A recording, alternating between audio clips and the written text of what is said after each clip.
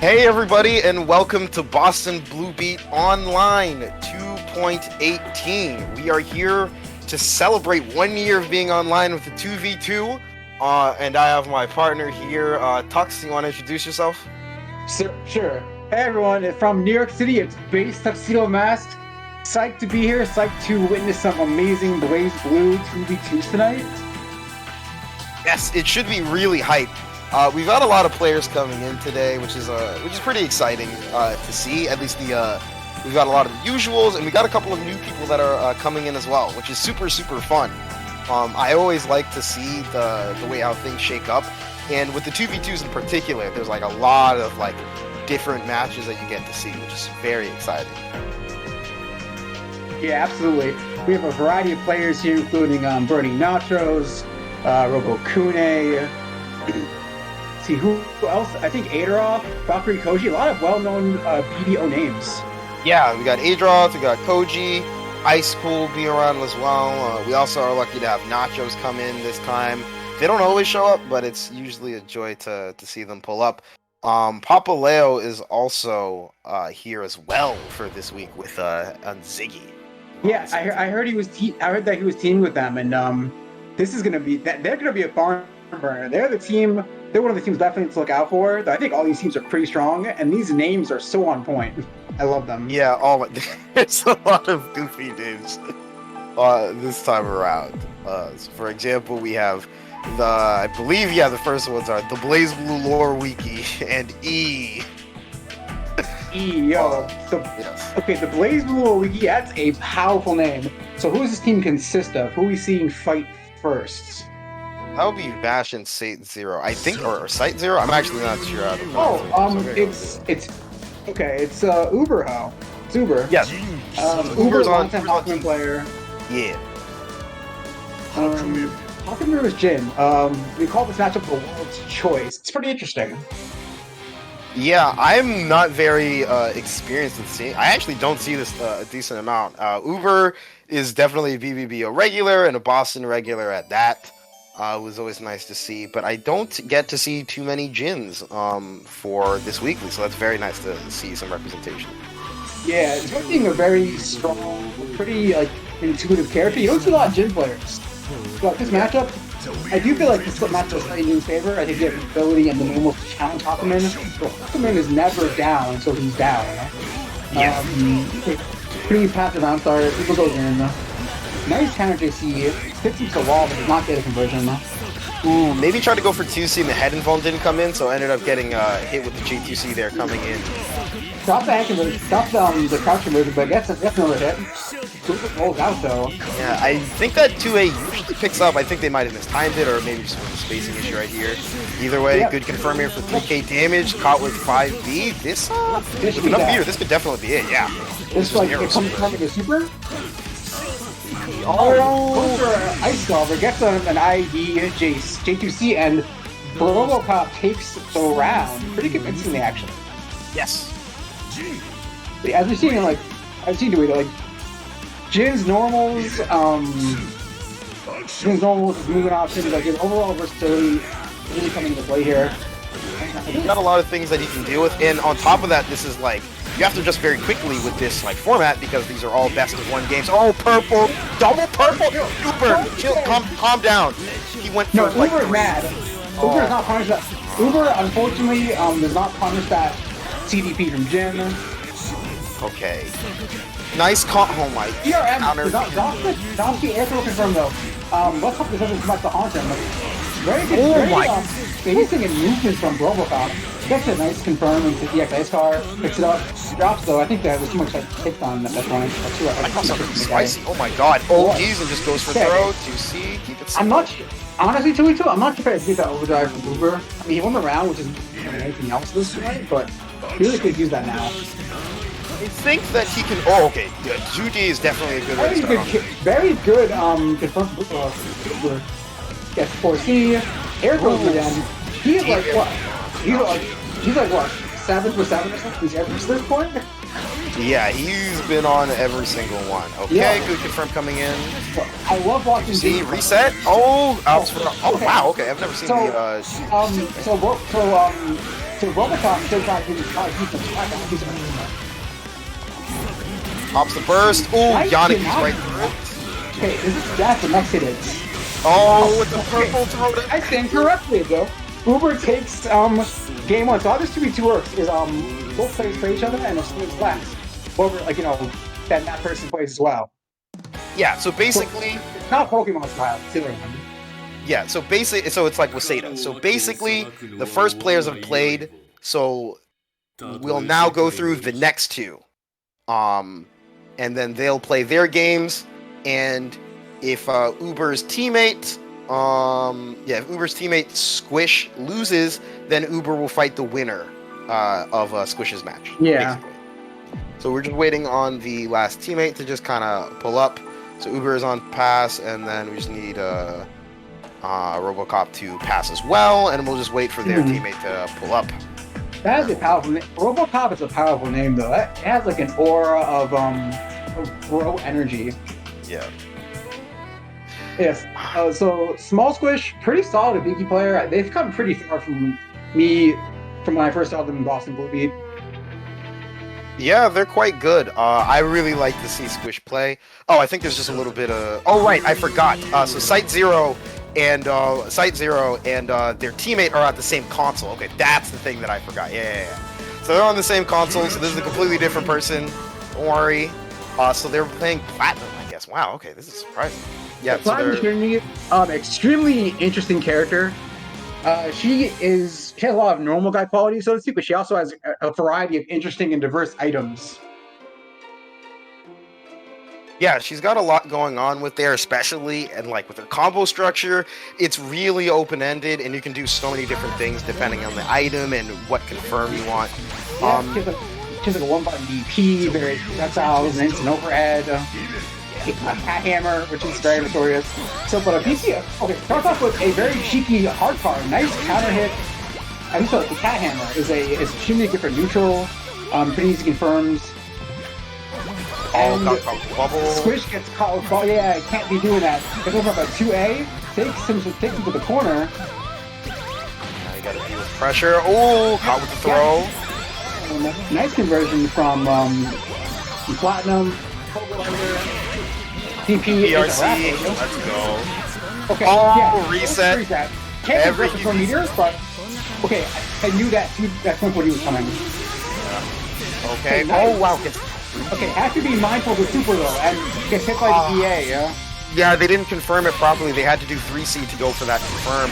And now they get hit with the cat hammer. What? I thought Small Squish was going to do Oh, nah. So, like, for that confirm that he was doing, you just go into, like, 3C, and then you just do, like, 5D, 6D, and you can just do stuff from there. Hibiki's overdrive confirms are pretty open-ended in certain ways because his clones are faster. He gets hit with that bat. That's that one button. Confirm. So this is like one of the fast things about Platinum, the way your items can interact in various ways, not just like in neutral, but offensively as well. Oh, gets flipped with the overhead right here. Good confirm as well coming in. Yeah, very nice Monty circular ending. Oh, swallow wound for the overhead setup. That is super good. 50 meter on deck, but burst coming in. Oh, yeah. Cross trigger. Squish in trouble now. Squish has to make a simple thing. Oh, wait. Oh, gets up the overhead. I think you're trying to do a Zuna drop, because I saw the startup frames with a Zuna drop. Yeah, I'm not sure why you would go for 236A right there. But I maybe it was like, maybe they thought that Platinum would jump, or maybe they thought that like, maybe it was an accidental input. That happens sometimes. Yeah, I mean, it is what it is, but yes, so now we're going to see that Platinum presumably that Platinum against Uber now. So I'll continue. Go to Platinum, but I've seen the matchup a fair bit here and there, because we have a couple of Platinums in New York and maybe a couple of Hawkmans. Hawkman's range is pretty useful in this matchup, as well as like his ability to cut items and create voids. So that does work against like missiles, bombs, a couple other things. At the same time, however, Platinum just has really good mobility or damage output's very high. she can compete with Hakumen in a face race. Yeah, there's a lot of variables that are basically at hand. So I think this should be super interesting to see. This is a matchup that I'm not sure how much practice Uber gets from it. The only other Platinums that are usually around in the New England are Connect, who's in Rhode Island, who hasn't been able to make it here, usually from scheduling issues, and then there's also Fems, who like plays a bit of Platinum as well. I didn't know they played them. I know they played S and Lychee. Yeah, they have S. They want to play Lychee to make people mad enough to want to play their S by their own words. A valid tactic. I approve with the logic. You have to hammer guard crushes, pretty chang, and the super version of ground pounds. Platinum also has command that gives her an item. Try to convert, but drop. As I said, you go to cut items. Hakumen and the C normals could come in very handy here. And he gets Platinum's burst, but gets whacked by Mega Cat Hand, by Hitful Cat Hand. Yeah, so that is super right there is Platinum's install super for those that might be a little unfamiliar, which then improves her items. Wow, okay, that is a bold counter because it creates a super version of the next item that she gets. Yeah, that counter is actually really dangerous for Platinum to pull out because technically Uber could cancel into his drive, and Platinum's counter is a projectile. So some characters have setups where they can actually like blow her up for it. So that in some ways could be a option. Everybody won't harm him. But Uber does a Kishu Enma, and whatever Platinum was trying to do wasn't blocking. So Uber takes this round. Round 3C counter hit. That was gutsy. I respect it. Okay, nice nonsense. Uber gets a nice screen throw. Yep, 2C. Yep, nice about 3K for knockdown. Yeah, Agito, J2C catches the no tech right there. And overdrive. Oh my goodness. Runs up and does GA. That was a very, very interesting decision from Platinum. Let's see, what are we going to do now? I still have an instant overhead with so Platinum can let you have an instant overhead with like one button, but it whips. But now, Platinum got combo, non-circular starter. This should be a lot of damage. It shouldn't be death, but it's like one touch territory.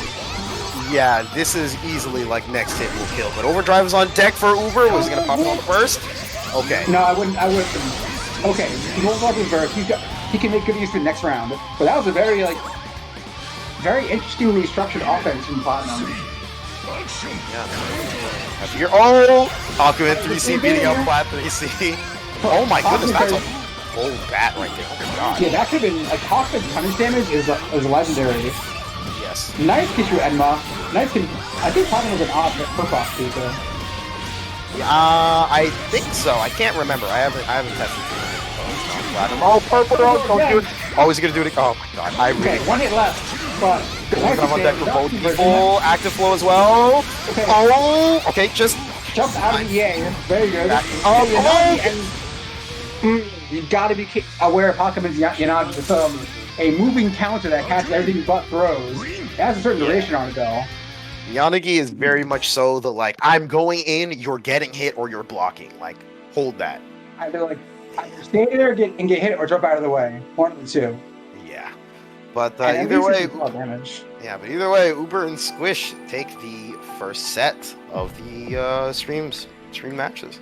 Sick. Yeah. Very good matches too. Very interesting. I don't get to see Platinum too often these days, so it's very refreshing to see her and just to see good Billy School in general is nice. Yeah, it's always good. This next set that's coming up is going to be phenomenal. By the way, we got some really, really hard hitters coming up. Actually, who do we have up next? We have two puppets, one Carl, which is Origard and Jiyukin. Oh, I am well acquainted with both these players. They're both extremely strong. Jukin actually won the 3v3. Him and his team, We Choose Violence, won the 3v3 for World Circuit Championship. All the time whenever like Jukin plays, when Jukin is off Carl, they have like a very aggro play style where they will like they play very upfront and personal. On Carl, they're like Carl's their main, so I can't call them a limiter by any means, but like it feels like whenever they play Carl, they're like tempered and they're relatively calm. So as with this, he said that Carl has some ignorant frame data. So if Ryder can be in a gorilla, why can't I? Yeah, that's basically it. So now our other members here we have are Adroth and Koji on team Kodroth, which is true that name. It's a very cute chip. Adolf, extremely strong Susanoo player. It comes out with all the cool tech, all the cool meta. They've been in BBBO a ton of times. Even once or twice so far. And Koji plays Mai, plays Izanami, so he likes honest, fair characters. Just so you know. We're honest. We're honest people here. An honest game. Look, there are no war criminals in this bracket. Just letting you know. None. But yeah, so we have Orgard, who's going to be on new. The last time I saw these players play, if I remember correctly, it was I think it was actually WSC. And Adroth had taken it 2-0, and it was like the epitome of a close 2-0 because Aura was like super on point, but because of the nature of this matchup, if Adroth gets one hit, especially with Adroth and his confirms, it can go very, very south for Aura very quickly. Yeah, like, I know it's not this crap, but it's possible Susanoo gets in, and it's hard for you to keep him out. The new player has played kind of extremely on point. Nice.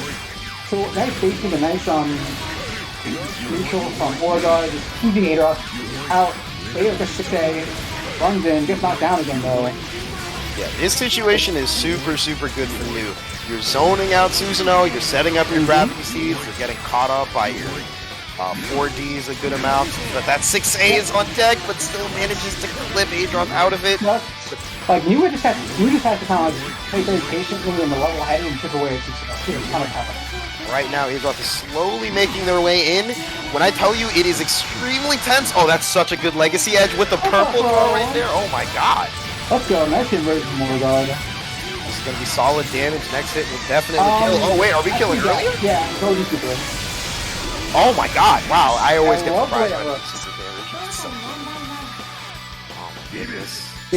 Orgard taking round one pretty convincingly. Okay, starts off, gets some space, opens the wheel, puts out Luminous. Luminous is on New's tracking sword special move. From Nisha got in CF. Nice fake out with the Crescent, and but Adolf has already made his way in with that JC, and all of that work that Orgard has done just feels like it was all for naught. He's already in, manages to read the roll right here into wheel. Remember how long, how much time it took for Aura to get all of that damage done on Adolf? Yeah, he'll do that in like 2 hits. Oh, reset into the throw, and that's a hard hit. 3 hits into death. That is not true, though. Either New chips Susanoo down, or you get bursted down like 3 hits. It's either death of 1,000 cuts or you get punched 3 times. That is literally a good description. But yeah, Orgard thankfully has their burst back, so they can push Adroth away, assuming they don't make a read on it or anything, or have overdrive to blow up to the offense. But right now, it's A-OK. Adroth is at full screen, getting caught with the 2-3-6 there. Adroth's not blocking like any of these wheels. Definitely, they have to be doing. Okay, lock 1. You gotta be very aware of it. Good 6A. 6A is a very useful tool for Susanoo to basically like bully New out of their full screen option. Yeah, try to 6B but get counterpult with 3C. Okay, gotta be things out though, so this isn't going anywhere. Oh, that is so risky. Oh yeah. More guard. I get where they're coming from, but how to do with it. But they follow up with Luminous. They keep this burst this right now. Too far away. Gonna be yeah. So that's the thing with News confirms, because her swords are so far away from her and they don't extend her hurt box, you like legit just can't burst because she won't get hit with anything, and then she will just reset into another combo. Right there, there's literally nothing that Adroth can do at that point, so you just have to burst and hope that they like mess up on like a pickup or flub. Exactly. But, I mean, a lot of characters like that, like a 9, Sama, Bane, they have those long extending attacks with no hurt boxes on them. Yeah. But either way, that's our first game already. So now Koji has to beat Jiuken in this best of 1 in order to give their team a fighting chance and fight Adroth. Yeah, so... Okay.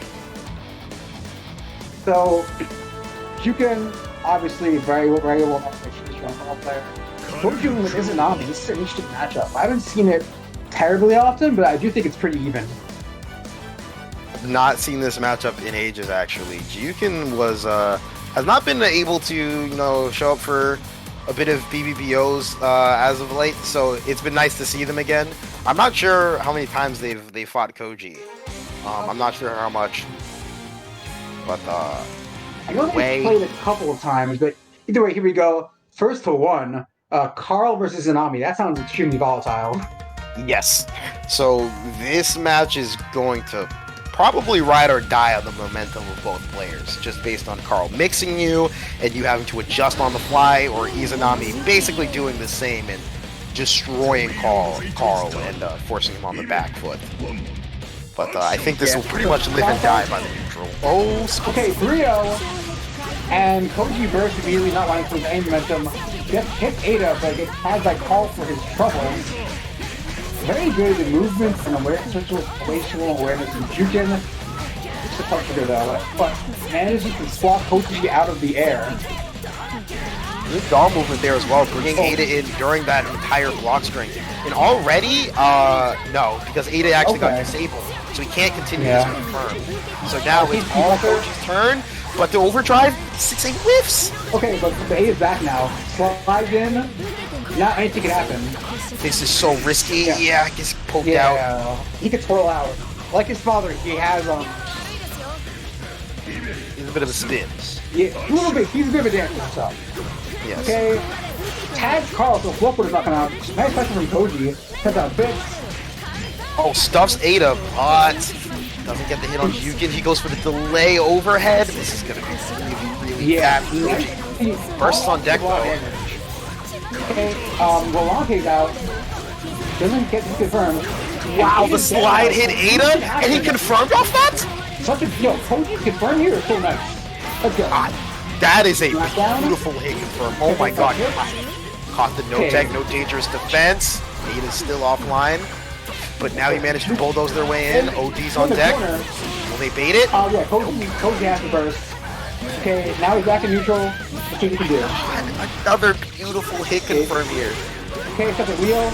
Okay, Jukin does not get the counter push. Sets up Ada. Oh my god, they managed to do just in time. Oh, they keep stuffing Ada just in time that they just interrupt her attacks. This is so difficult. Okay, ball meter. Oh! Anima grabs? So Anima's in front throw, so people there. It's not actually a command grab, but Izanami can't block in her case plus she's fixes and goes, you can't. I guess the game read it as such. Wow, I actually have not seen that interaction. So normally, you can traditionally block that hit grab. Like that's how you're supposed to handle it. So what Carl usually does Vivace to cross you up and make you get hit by it that way. But in this case, it was actually extremely intelligent of Jukin because Izanami just couldn't block at that point. Yeah, that was really good. It's just an awesome display of matchup knowledge. And 2 puppets, 1 Carl takes it 2-0. Yeah, very commanding performance from them so far. Yeah. So now we swear these team names are. These team names are mad chudy or just absurd. And this one is the kind of epitome of it. We have those that stand atop the heavens, which is Ice Cool and Nachos. Against quite a name, huh? Yeah, against 26 pack, which is Ziggy and Papa Leo. So this should be hitters on the scene. So the gods of this realm against pure violence. I see. Yes.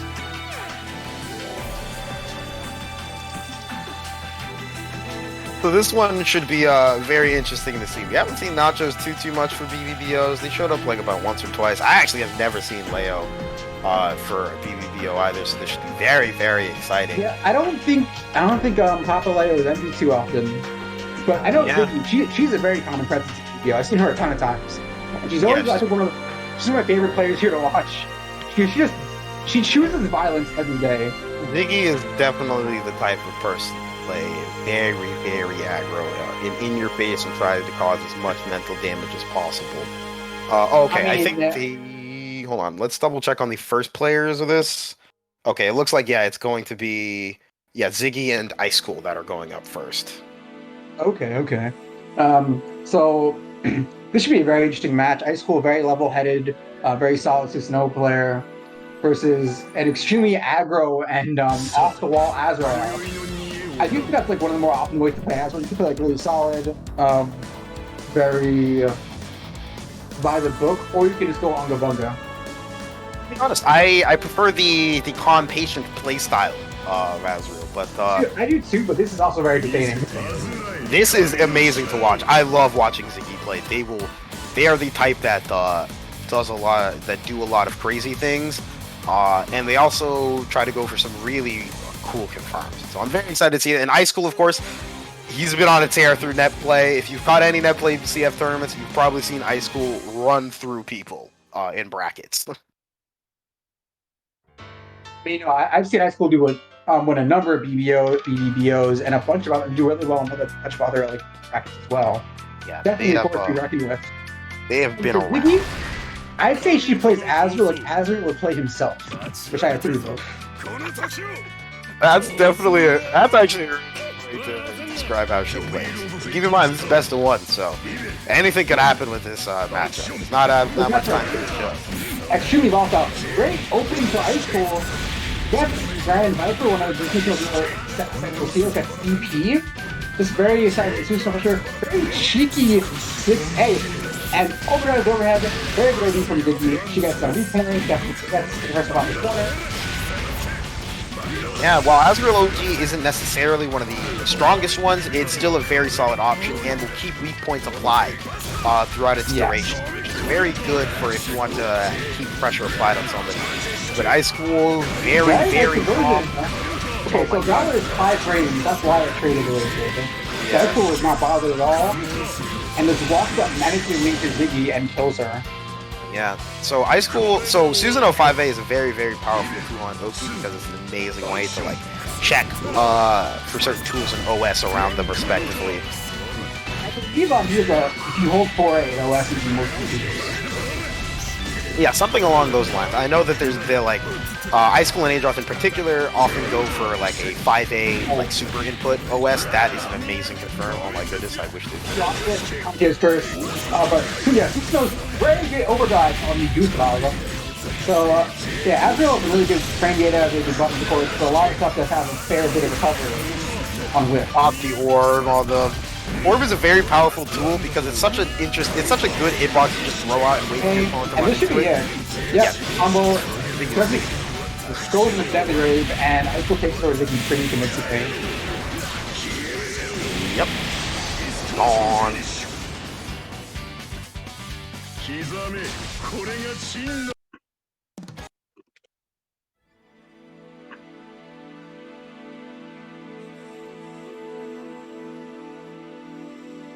Unga Bunga be a religion?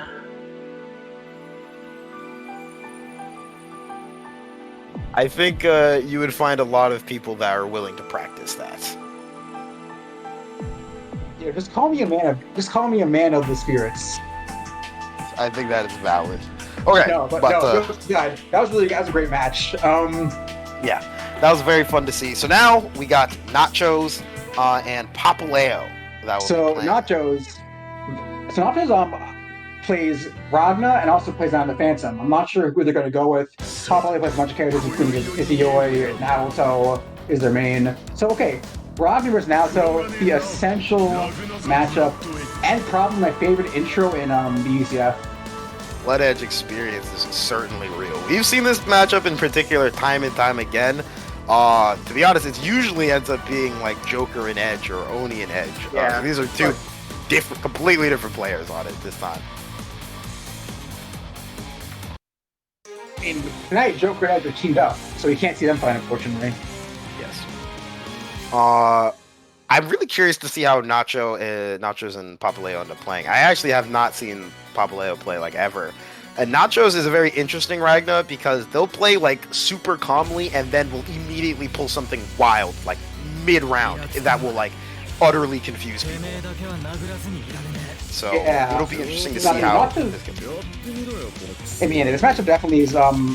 I do feel as though Ragna wins, but in neutral, and Alto has the damage output to just like close it down very quickly.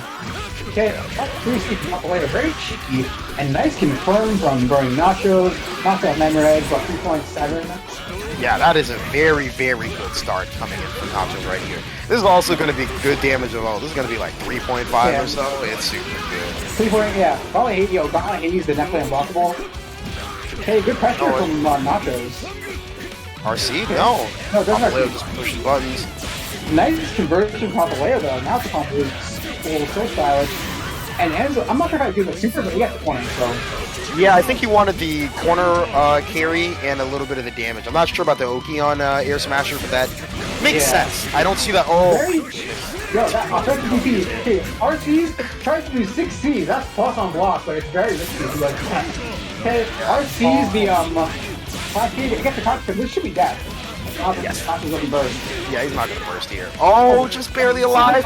Is the DP gonna come out? Chilling. Oh. I mean, no, we all saw it coming, but just because you see it coming doesn't mean you can react to it. That's how it goes. Okay, nice safe pressure from Nachos. Get tagged. Counter hit trades. I think that might have been QC. I'm not. I think it was. Okay. Yeah, maybe a misinput like dash 3C or something. Oh, nice good 2C answer. Hell yeah. That's the dash cancel after. Nice conversion. Triple echo. Let's go. And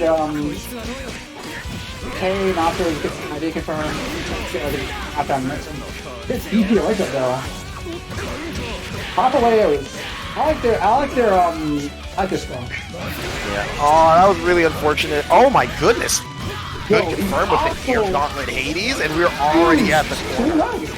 The 3PA and the corner. Dog DP. He's on deck. Yes. Because yeah, Nachos Astral. Oh my lord, what an air throw. Now is Nachos gonna burst? No, he's not gonna burst. Yeah, I think he wants to run to it. Leo, calm down!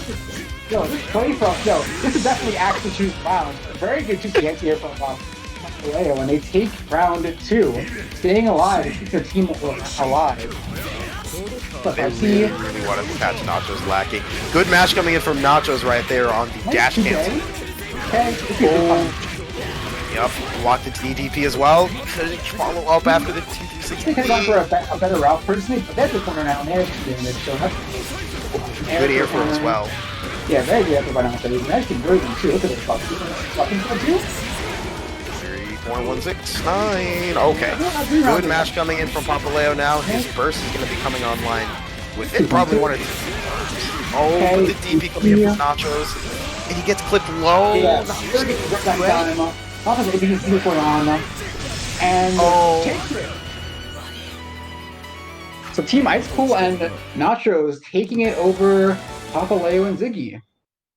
Yes. So they took it 2-0 in a pretty that last set, that last match was kind of wild. Because some of the stuff right there, I was like, oh my god, like I'm like, Jesus, I feel really nervous. With like some of like the smashers and like air smashers there. Yeah, no, Papaleo definitely went pretty ham with the smashers. I feel like they were just trying to have fun, which is like the point of fighting games in general, but they definitely could have used their meter a little more judiciously. But yeah, so there goes that. And then we're going to have our next matches coming up. So we were talking about Joker and Edge Dark earlier, and they're about to actually pop up on stream. Your team name is actually amazing. I love it. It's Team 623. Well, look, that could mean anything. That's like definitely ambiguous, but in a scary way. Yes, and then it's going to be against this team name is actually kind of godlike. It's Team 5BB, which is Thantis and Depuff. So Thantis and Depuff are locals and are also at the same house, so they'll be on the same PS4. House. So Thantis will be playing Tsubaki unless they get mad and play Azuro for some reason, and Depuff is a Hibiki player. I remember seeing them at some other Boston beats. Yeah, it's funny, yeah. They both could do BB. So that is actually very clever. Tsubaki, very interesting character, kind of a quote-unquote normal guy. Hold on a second. Actually, yes, Joker. 9. Okay, so Joker told me that they're looking 9, so... Oh, come on. Oh. Stop teasing! Stop teasing me. Don't tease me like that. Don't tease me like that. Are you gonna do it? Like, bench, they might. They're trolling us. They're trolling us. Okay. Are you gonna do it or not? You gonna do it? Okay. Okay, Joker goes with main rock, but on their main rock. Joker, very, very strong player. very good balance of level-headed calm fundamentals and really intense, heavily layered offense. They Yes. just proved so much like Sephiroth met him, and Tsubaki was an excellent choice on his part. Tsubaki was a kind of normal guy character with like a command throw, a neutral control, screen control, super, and a gauge that you fill by pressing the drive button. Now it's the EX versions of your moves. Rocky's definitely a very. Hold on a second. We got counter hit 6A. That was a nice conversion. Ragnar 6A is a very, very good anti-air. Good good blocking coming in from Fantas. But it gets opened up. Joker very good with the strike throw there. Cross trigger to improve damage and generate that active flow. Good damage coming in as well. Okay. Nice 2B from Fantas. Doesn't have any stock hit though. Still though, this is going to be pretty solid damage. Active flow going to be coming on for both players very soon. Catches the back row with JCC. I did not know Sloppy to do that. JC is a war crime button, and being able to fall for the JCC is super good. Joker pops their burst, but still manages to take the round. So they're looking pretty calm right now. Yeah, Joker is definitely a very momentum-based player. So 2-4B has body involved. So he's got a lot of guys and downside options. So good with the PG from Joker. Doesn't get the air 5D reset. Oh my goodness, I think they tried to tick throw, and then Dantis, I think, was inputting for ABC, and then ended up getting throw, or they just did wake up throw, which would surprise me. Okay, back top. In turn of PD. Party time. Should be a lot of damage. Rocky OD is very, very strong and leads to a lot of damage. This is a next hit kill situation here. Oh, counter assault, and then still gets clapped up with, I think that was 6A on the JC. Yeah. There. Oh, 16. This could be best if Joker Overdrive. That's one drop confirm. And DP, so dive autocorrects. That was hype. Dive is such a tilter because Tsubaki can DP and then cancel into dive. It's still negative and you can punish her for it, but it's one of those things where if you're not looking out for it, that autocorrect dive will screw you over. Yeah, so Tsubaki and Lada have really solid tech options.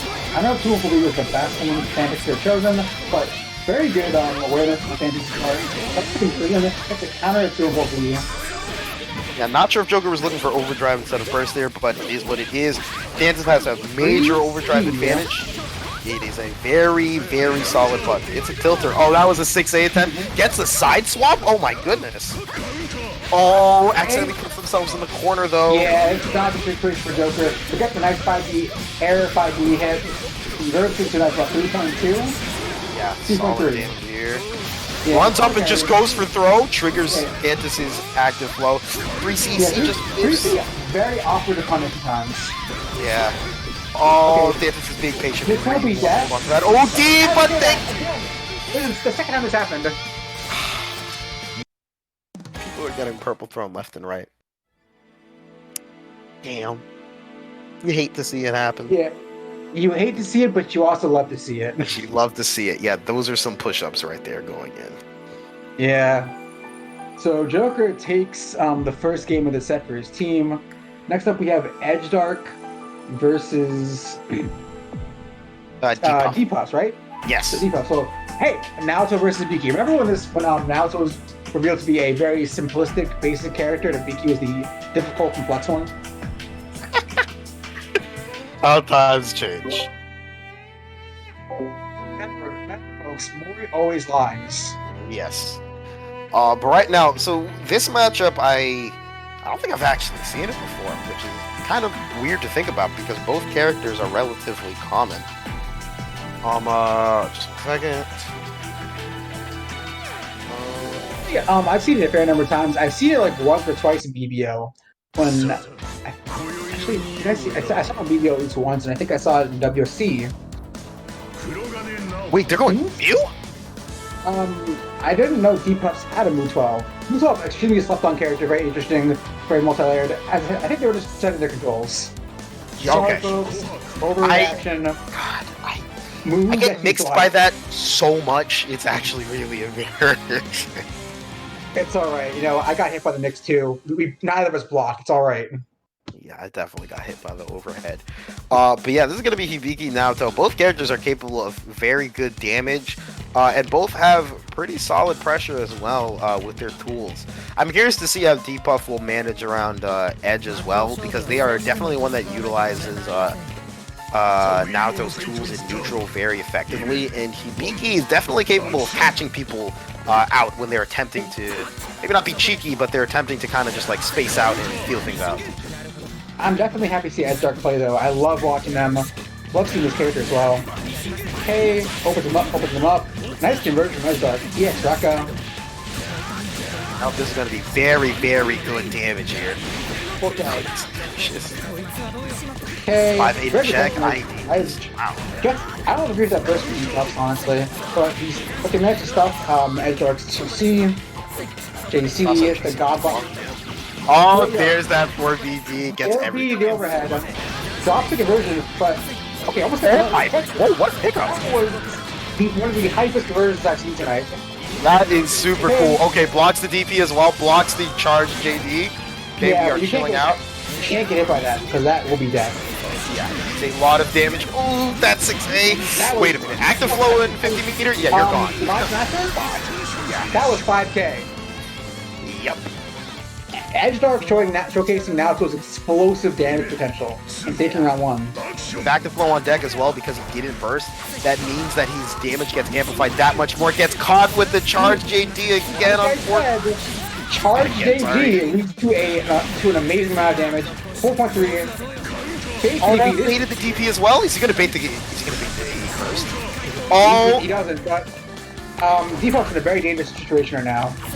One hit against it. Oh, okay. Okay, Reset goes up. Does an RC, but still. Okay, looks for a DP. Gets a hit. Convert. Nice RC. Takes Edge up to the corner. Nice knockdown. BB's very solid partner. Yeah, the 6B is is very particular. The little hop slash he does because it will low crush a lot of cancel. And he's already gone. This should be dead. Yeah, you're dead. Gosh. Yeah, that was such a cool. Okay, every confirmed Edge does. It looks so cool. Yeah. Again, having that overdrive on deck and just being able to pull it out at a moment's notice is very, very good. Just in general for all characters. And on Naruto, it's even better because your confirms are super, super strong.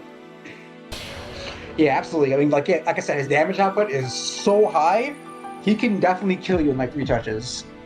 Yeah. But either way, that's it for the set. We've got some more people coming in right now. Yeah, we already have. Yeah, it's going to be those that stand atop the heavens again, and it's going to be versus 2 puppets, 1 Carl. So let's see who's going to play first. Is it going to be Jukin and Nachos, I guess? Yeah, Jukin and Nachos looks like. So I wonder. I mean, I think Carl and Ragna is a pretty interesting matchup. I don't think Ragna's too hard of a time against Carl, but he might go 9. I have no idea. I've been wrong every time I try to call a character choice of people that play more than 1 character. I end up being wrong. So I'm just going to sit and wait, and I'm just going to pretend as if I was right all the time. Yeah, right? It's called cold reading. Yeah, crazy. Are you going to... So, no, I'm not going to say anything. They're saying their button, because Tal is very close to the button spot. Yeah, okay. You're right. I'm going to wait for them... Nachos. Just pick a character. Okay, it's going to be Ragnar versus. Okay, all these Ragnar beans teasing us with 9. Man, I can never tell, and it gets me anxious all the time. But yeah, okay, cool. So, I believe this is going to be one of the last games into top 8 if we're not already in it. Actually. Yeah, because the winner of this goes to I believe winner's finals. The winner of this goes to winner finals. Dang. Okay. Round start. Okay, we are backing up. We are playing more calmly than the games we've seen. There's the Anima. Lost the Anima. Tries to tag. Okay, very nice offense from Jukin. Oh, we already got a sandwich situation. Crosses up. O's in the overhead. This is looking real rough out here. 2 DOD. No, goes for Good interlock VP from Nachos. One of Roger's advantages in this matchup is he has like a really strong VP. A nice delayed air dash in front. This should be dead. Yeah, he's definitely. Oh, So far, 8 is dead now. VP's out. Oh my god. Almost not bad. Gets a 6C. I wonder what Yuki was trying to do. This should be a nice bit of life. 8 is back up, and she's behind Ragnar. That dangerous defense is very much so possible. Okay, convert. I think he's going to overdrive. With OD, this is death for sure. So if you can reduce the burst, just good decision. Rio. Oh my god, they have missed, and BP and Foco. There's that drill. From Foco, very, very strong option to pull out, especially if you catch your opponent slipping. Yeah. You can low profile it with some moves, but that hitbox is big and Carl is usually flying at you. Yeah. Carl's option with Ada is neutral. So many different ways. Yeah, he's got a lot of play double side. I love the barrage. He's already dead off next hit. Oh my goodness, taps the burst there. Okay, no! That's what Carl's like neutral tool, but he can maneuver Ada while the gear is out. Yeah, that was a really smart gear super there. So the reason why Nachos went up into the air like that and got clipped was because he was trying to go for a JA, because Ragnar's JA is a very, very good button to check people approaching from the air. So he wanted to catch Jukin trying to maybe super jump or IAD in, but it seems that Jukin read that and then went for the gear super and then still had Ada on deck to come up for even more for like mix-ups after the fact. So that was really, really cool. Yeah, and that's one of the changes for Carl. I feel like people sleep on this character in some regards. Like, he isn't as frequently played as you think someone so strong would be. Sleeping on Carl? People sleep on Carl. I'm not kidding, Tweedo. I've seen it. People sleep on Nine as well. I've seen that. And Izanami.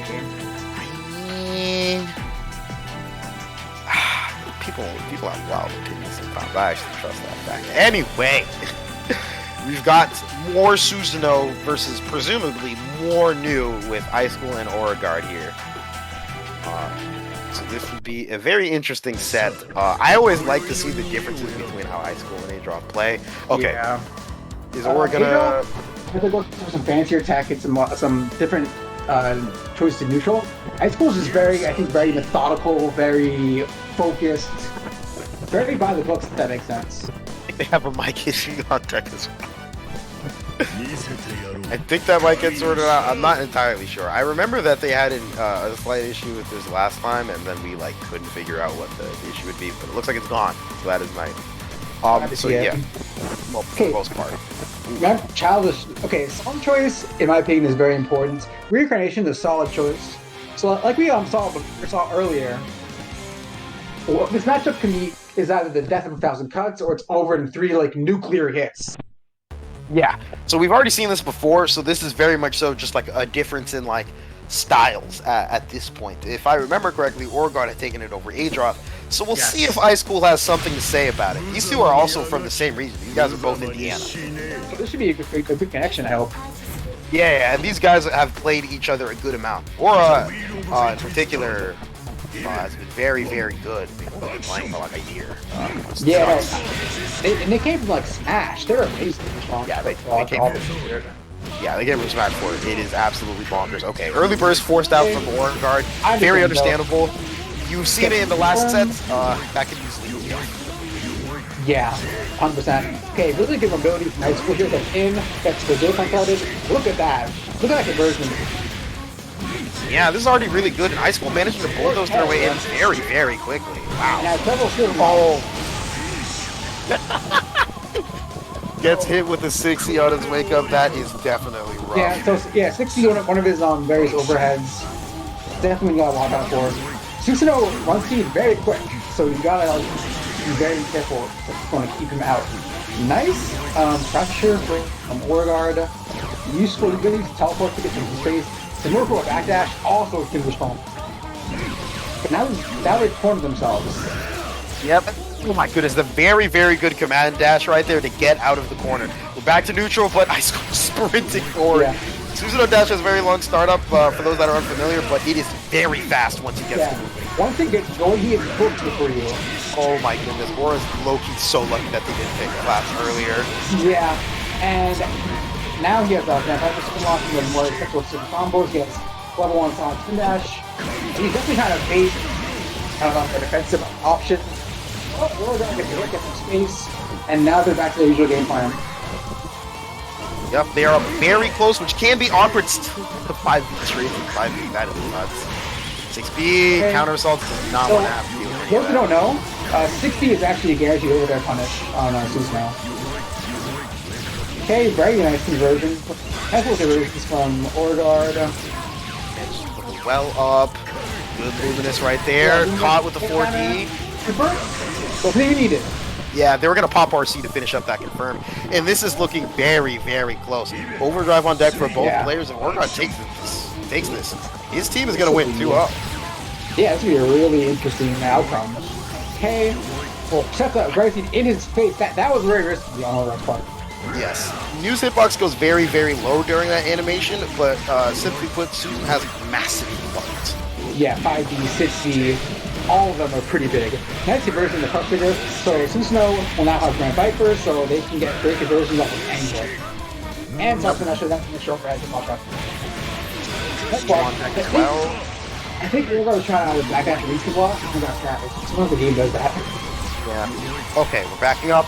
Okay, Ice School blocking the 4D. It is very hard to spot that at full screen. Yeah.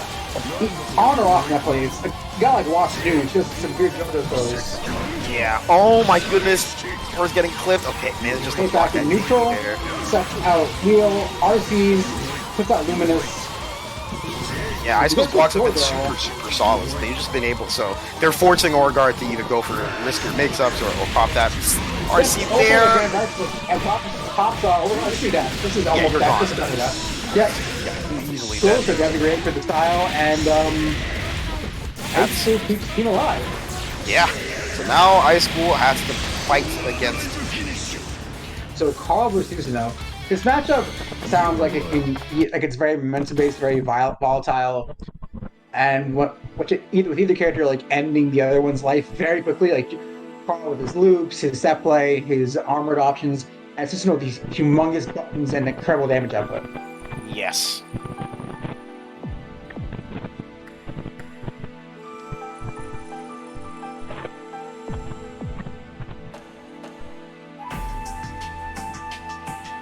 But yeah, this should be interesting. This is actually the first third game that we've seen on stream. Yeah.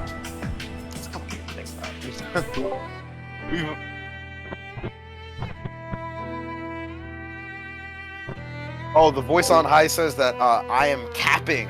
Spooky would probably say that is per usual. This is the second one that we've got. The first 2-1 that we had was with Uber and their other team with Site Zero and Bash, I believe. I see. Yes. Okay, so this would be a really interesting matchup. I've seen plenty of Carl, Susanoo from Fame, and Grover, and some other matchups, and some other like tournament sets. But I don't think I've seen Ice School play Jukin. I believe they have played in like probably in the BBBOs from last year, if I remember correctly, but it's been quite a while. Quite possibly. I don't remember. I mean, I'm getting older. Memories of what I used to be. Yes. So now we're going to be getting. Okay. Yeah, I mean, if you see Tao or Bao, okay, Jukin's Amane is extremely strong. Okay, yes. So, Jukin low-key has one of the better Amanes in America that I've actually seen, or at least the current Amanes.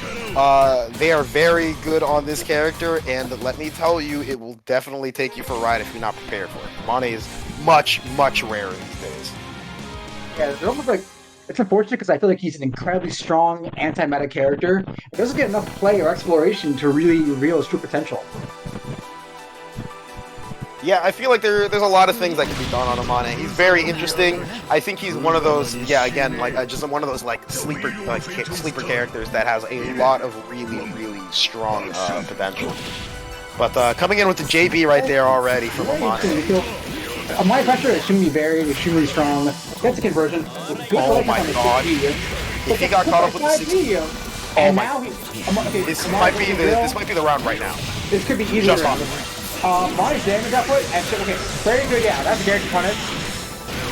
Very smart option from Jukin to continue the 5-meter. Wants to force out the EA from Ice RP conversion. Yeah.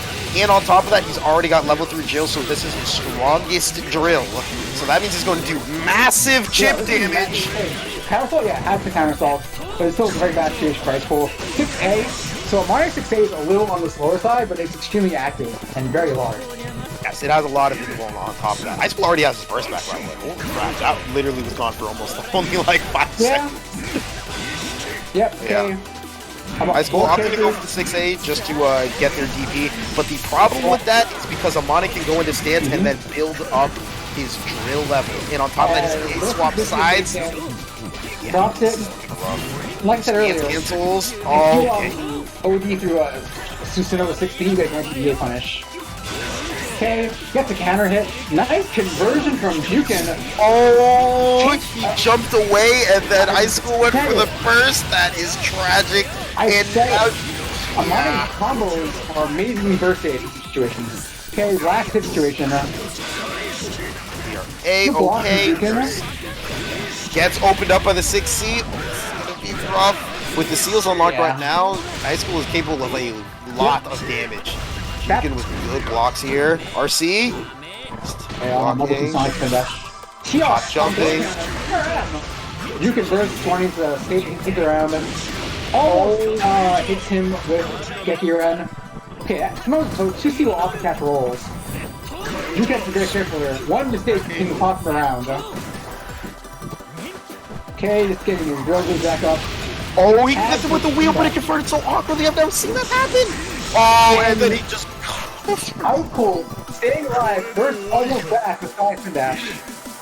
Oh my goodness. Ice Cool fighting tooth and claw in order to get over here and take that round.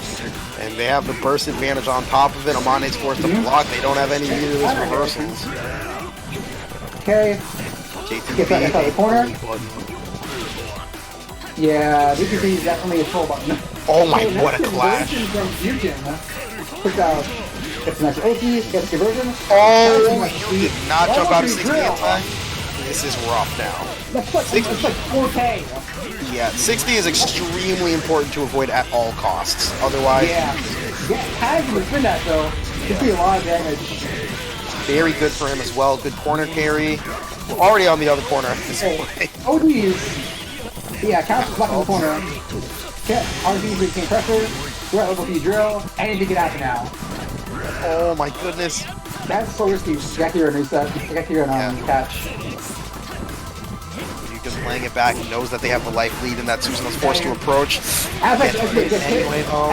should be dead. Yeah, with good enough routing. They don't have level 2 wheel though, so they can't finish their food yet. Yeah, but it's a very dangerous situation. Okay, you can counter assault. And he's definitely get tagged, try to backdash. Yeah, Jukin just, when you're dealing with Susanoo pressure, there's a lot of times you just desperately want to escape and get out of there. But... And like I was saying, a lot of characters, like, certain characters in the game, like Bullet, Susanoo, Kagero, like, heavily benefit from those types of mistakes on the part of the other player. They're very much so the type of character that, like, they open up, your opponent makes a minor mistake. If you have your conversions on deck, you blow them up for it. And Susanoo is no exception and has the health to deal with a lot of neutral situations and just tank a lot of hits. But either way, that is it for those two teams. So now we have Kodroth and 5BB. So this will be Thantis and Debuff again versus Adroth and Valkyrie Koji. So Adolf and Koji, either Mai or an Izanami, or either Mai or Izanami, and Tsubaki, or maybe a surprise Agile pick, but I doubt it. Yeah, I don't think they would go Azrael here. They are very much so like diving into Tsubaki, and on top of that, they play Tsubaki on hitbox, and they only learned Azrael on pad. There's I did not know that. Every day you learn something new, folks. But yeah, this should be very interesting to see. I think we're going to have I think we're going to have either a break after this match or after the next match. So we'll see how that is. We're just waiting on Adroth to come in, I believe, and then we will see who's going to go up first. Who do you think is going to go up first, actually, Tux? I think Koji might go first, personally. I'm not sure about the other team, but I feel like Koji likes to take the lead. Yeah, so far we only saw like Adroth take the lead, but that was literally one match, and they've played like 3 to 4 on the way here, so I have no idea. Yeah. I'm not really too sure. I am curious to see. I think because the meta is actually like kind of complex here, because Dantis is high key has done pretty decently against Koji and Adroth. I think Koji took their last set. And then I believe Thantis took the last set against Adroth, but somebody in stream chat will probably correct me, because I guess I'm just like resident capper or something. I love Adroth's avatar, by the way. Yeah, it is pretty sick. And yeah, it's going to be Adroth coming in first. Okay, so Adroth is taking the lead today. Very nice. So it's Hobiki versus Susano. Hobiki is shooting fast. Solid first damage, good overdrive usage. Very solid upper mid-tier character in my opinion. Susano, monstrous damage, very strong neutral, and once his skills are unlocked, he can do some extremely devastating things. Yes. So it'll be curious to see how it goes. I'm looking at wondering if Phantom is like press debuff in some way, because they have like a day 3 Susano. That they've played like a couple of times. I'm only saying this because they like beat me in a couple of sets when I was playing Bullet, and I felt a little embarrassed. Okay, good conversion coming in for debuff. We're not going to talk about that right now. Yo, okay, if you're on 4, you get behind. Nice conversion on 4 beating him. The dinky normal is very solid, a little stubby but very quick. Yeah, has very good pressure strings, and you know, again, they're medium and normal, so they'll autocorrect and they push him forward. Nice barrier, and I do now, but oh my, yeah, we are. God press. Let's go. Oh, that. I love God press. Yo, God press is the meme move, but it's actually move. Nice use of clones to trick Adroth, and I thought he would try to use overdrive, but he still can't. He still gets super. He still go for reset. Yeah, Adroth opting not to tech. I think they didn't want to get able to use Zuni drop, but oh. Yeah. So for those who don't know, Susano's overdrive temporarily unlocks all the seals, and he dives right into the EA from Adroth. Very tense situation now, Toledo. Oh, yeah. Either on deck is going to counter assault. Nope. Gets out. My spark hand. That orb is very, very strong. Folks, it is a touch again. You gotta bury that overdrive. Yeah. Round start. Very good round start by Susano. 60 whiffs. Oh my god, but they're coming out so fast. And Grand Viper conversion. Let's go. E6B. Oh, gets caught with the wheel. Okay. This is looking like Adroth's matchup here. And awesome. Yeah, this is goes right to Deadly Raid, and that's a very clean game to Adroth over default. Yep. So now we're seeing Dantis over Koji. Tulio, who do you think he's going to choose, Koji? Izanami or Mott?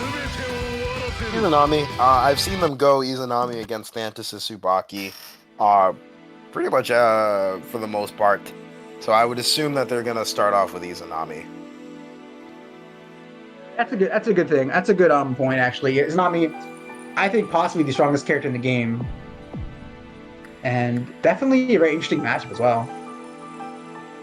Yeah, Izanami is very strong. I will say that Thantis has a decent amount of experience against Izanami, in part because of one of our locals, Jacob. Shout out to Kuon. Cool individual. Yeah, so this should be very good to see here. Hold on a second. I'm gonna wait. Okay, Thantis is trolling. No, they're not trolling. They're doing buttons. Okay, I remembered. They're doing buttons. I'm just I'm just wrong. Okay. Not sure if Goji's going to end up going Mai instead. Should be interesting. I haven't seen their Mai too much. They played it last time, I think. What was it against? It was against Euchre. Yes, now I remember. They played their Mai against Euchre, and that set was crazy. But Izanami this time around. Yeah, okay, Izanami. That's definitely a solid choice. Yeah, I mean, like, if you gotta pick a character, Izanami's definitely a good one to go with here. Yeah, same for Tsubaki though. Very strong, very high damage output, very strong neutral, extremely strong offense, good movement, good options. I definitely think she can fight Izanami fairly well. Yeah, Tsubaki's got a lot of things going on for her right now.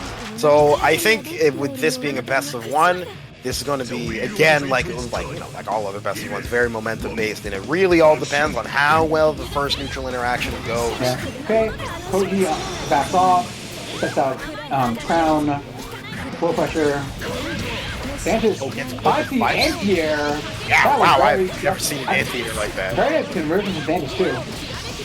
Yep, this is going to be good damage, great corner carry as well. Can't catch Koji rolling out, but still manages to get the piece. I think may have wanted 2 there instead of JC. Okay, maybe so. I'm not entirely sure. Good block. Very patient with Sanchez. Gets the shot with JA. What that blow cancel is so good, dude. So, definitely a welcome no character. Sanchez getting soft from the overdrive. Almost at 4. Counterfall Koji off of him. Keeping up offensive pressure. Right there. Still has the... Wow. This number's backdash is like literally a emotional backdash. Yeah, it's very, very good. And on top of that, like, it means that one of Tsubaki's like good ways of catching backdash can R5B. Oh, nice throw. And his crush trigger is that. Yeah, go on. That was such a good call out right there. And Yo, got the control. That was such good awareness from Dantis. Yes. That was super, super cool. Honestly, read Koji like a book there. Oh, but Koji making a good reaction in kind with backing away from that. Yes, nice conversion from Dantis. Stock, 2 BP right there. Catches literally everything. Hammer. Yep, gets moved up with that. Almost 2 stocks now. Yep. Koji definitely getting antsy. Yep, this is looking very, very clean from Dantis. Gets the second stock, but then gets clipped out. Koji with a good roll right there. Koji just thought of a whole momentum shift to match. Yeah, how Koji handled the situation. You do have to deal with Dantis' Ribcage. DP. They also have overdrive on deck. Whiffs the 6B, but they're fine. Area is running low. What's the command throw? You can't be doing that. Yeah. Oh! Dantis takes that, so now it's Dantis versus Adrian, right? Yeah, Koji didn't even have time to react and burst on the JC there. That is unfortunate. Yeah, absolutely. Putting in work. Oh, I mean, I love... I don't think there's any characters in CF that I don't love. I definitely like watching Tsubaki, and I definitely appreciate watching Izanami do her thing.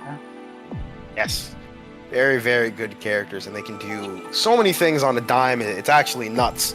Speaking of dimes, don't forget to pop in some money for the Maturino. The code is in the chat. Don't forget, you can use it to add 50 cents to the pot for free. It is super easy to do. We are at $10. We have 50 people in chat. We can max out those codes right now as everybody participates in it. Super clean. Yeah, we'll put in at least $25 into the Maturino for all these wonderful players. Come on, guys. Give your players some money. It is very, very kind to do so. Yeah, please support the games and the players that you enjoy watching every week if you can. Very good. That aside, Game 3, the third Game 3 on stream. I can count now, I swear. Tsubaki, Susanoo.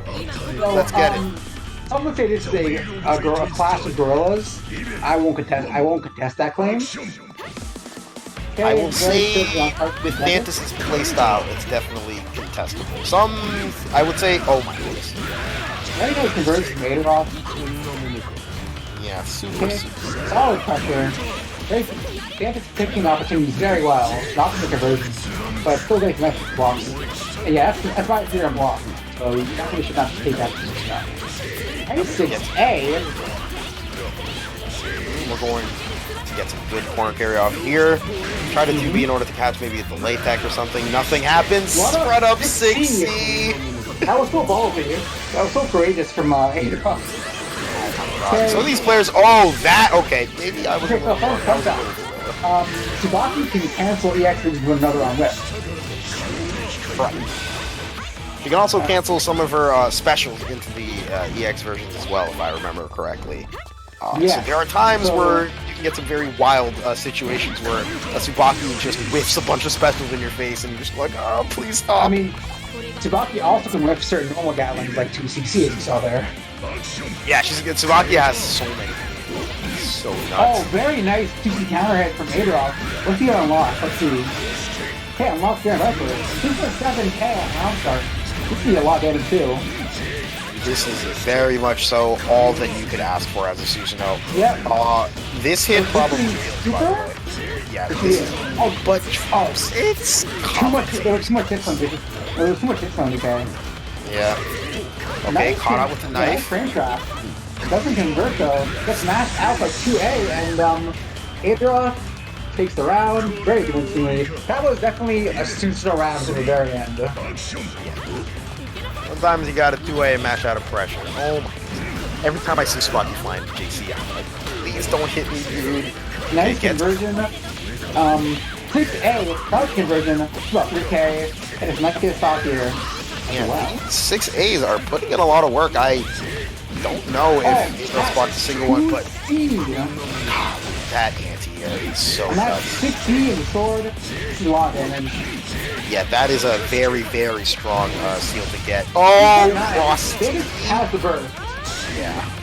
Sword is on deck now, so now he's patrolling the neutral. Fantas tried. I think Fantas thought that they were going to try to dump it on him. So that might have been the wake up 2C. But regardless, Adrock takes it over Fantas. Yeah, and that is 2-1 for Kodroff. They are going to be moving forward. I think that they are going to be in losers semis. Yeah, they're in. Yeah, against the winners of E and 2 puppets, 1 Carl. Yes, indeed. Yes, indeed. So let me double check real quick. Okay, so the next 2 teams are going to be on deck. We're going to take the time to take a quick short break. I just want to talk about some cool things that are coming up for Boston Blue Beat and then CF in general. Stout King.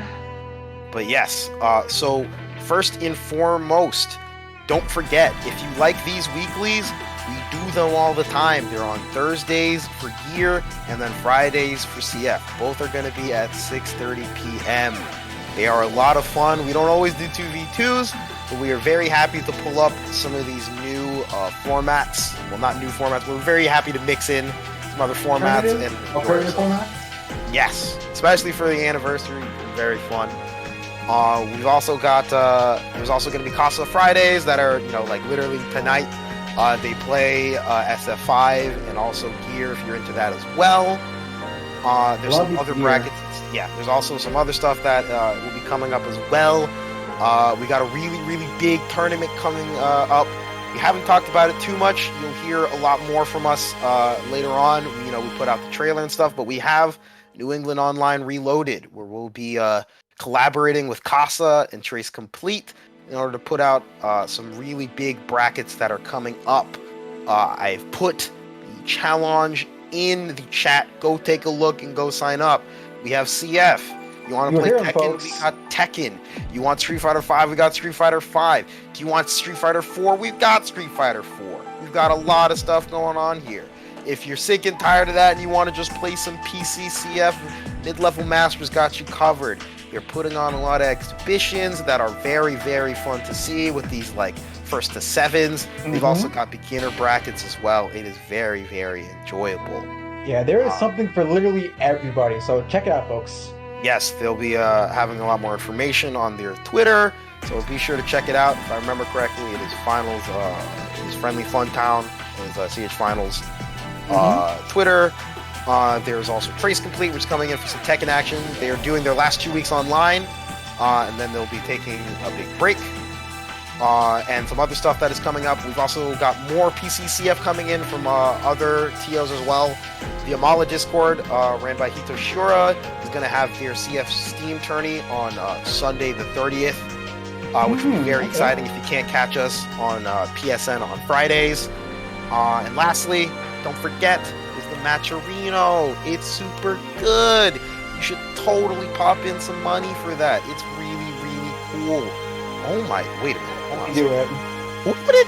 There's $69.80. You can put in $48 and CM Sora put in $10 recently. That is very, very kind of you guys. We appreciate Sora. Yes. Y'all are lords for this. We appreciate it a ton. We also appreciate those that are putting in the codes for the 50 cents. Every little bit counts. It's very, very cool. Every donation matters. Yes. Very, very sick. Okay.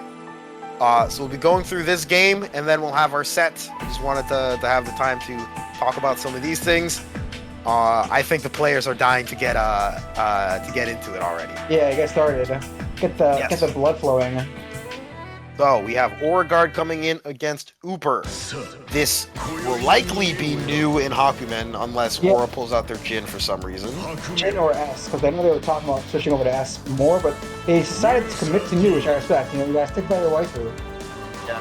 I think they had so I had played them yesterday actually, and they said that they're off the S kit. They were at it for a while. I think the S is an interesting character, especially to switch off like from new into S with like some of the zoning that S is capable of. But sometimes you gotta go with what the heart tells you, and if the heart wants new, and if new fits better, you gotta stick with her.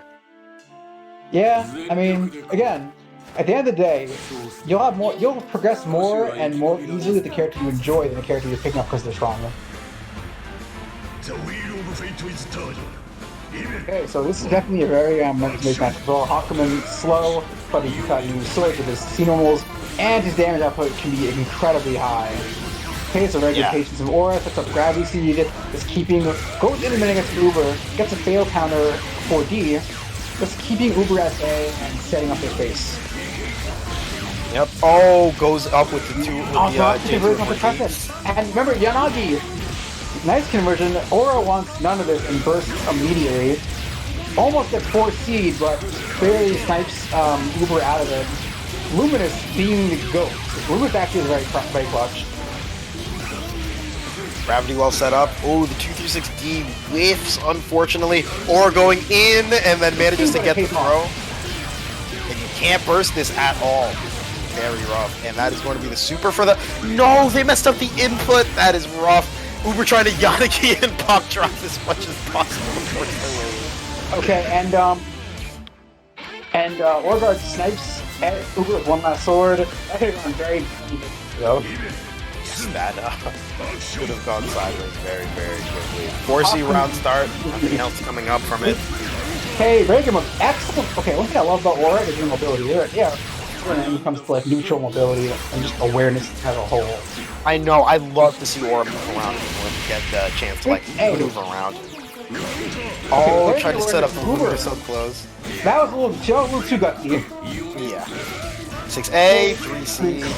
Yep, nice smash out from Aura. Hit the Luminous. Yeah, that's the way on first.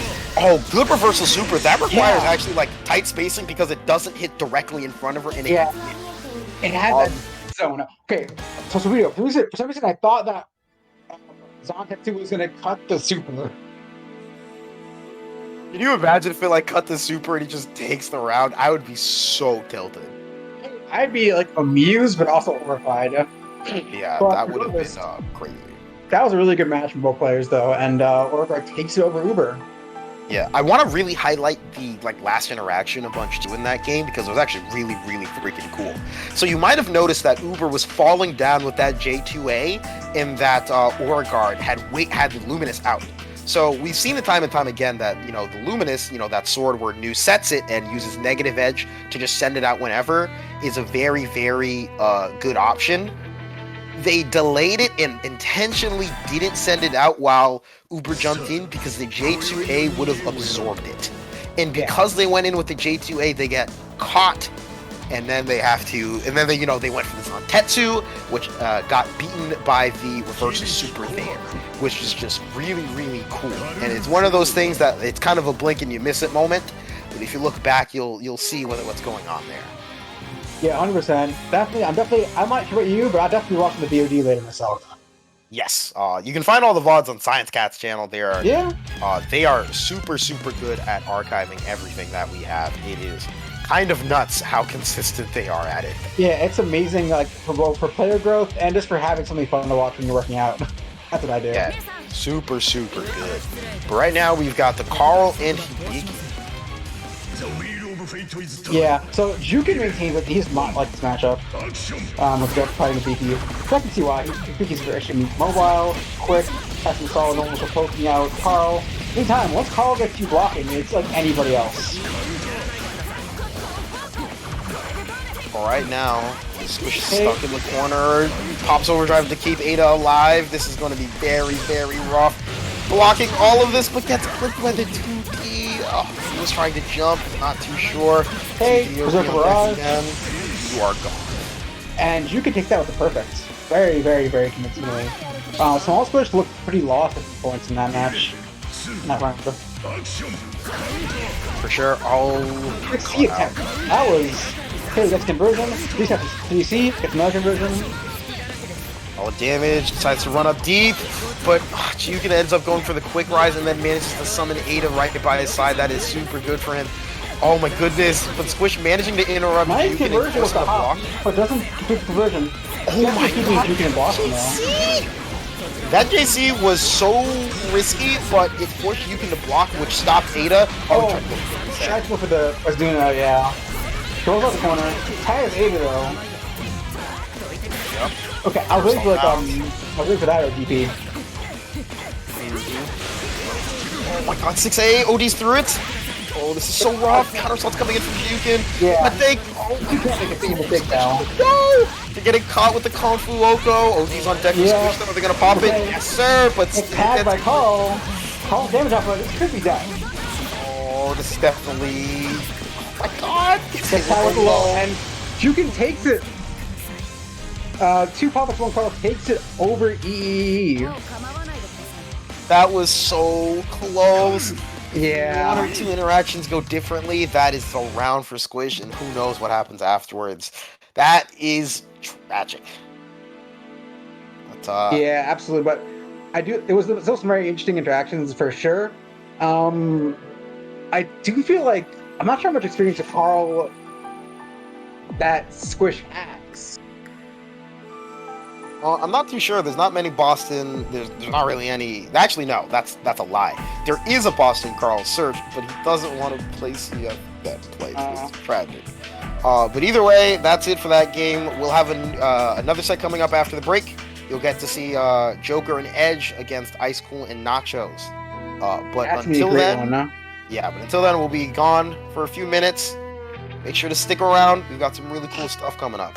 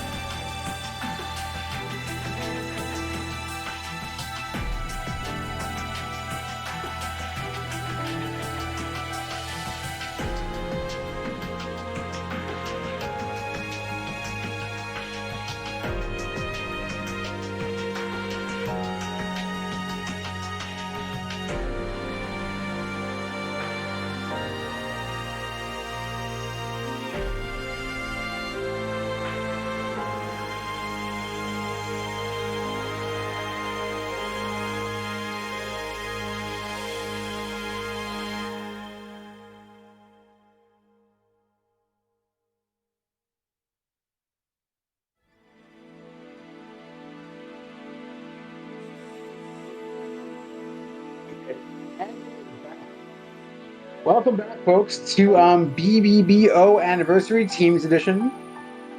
Yes, we are in air. Air. We are in air. We are on air, and we are at our top 3 right now. So now we have 623 versus those that stand atop the heavens, if I remember their name correctly. So we have. It looks like it's going to be Ice Cool versus Edge starting out. Yeah, Ice Cool versus Edge. This is gonna be a real. It's gonna be. Definitely a very heavily Memphis matchup. I think we saw it last week, didn't we? Yes. Hold on. I might be wrong. I'm not sure if. Hold on a second. We got Joker in here. I'm not sure if Nachos is gonna come in and then end up playing. I keep being so nervous about being wrong for things. I don't know why.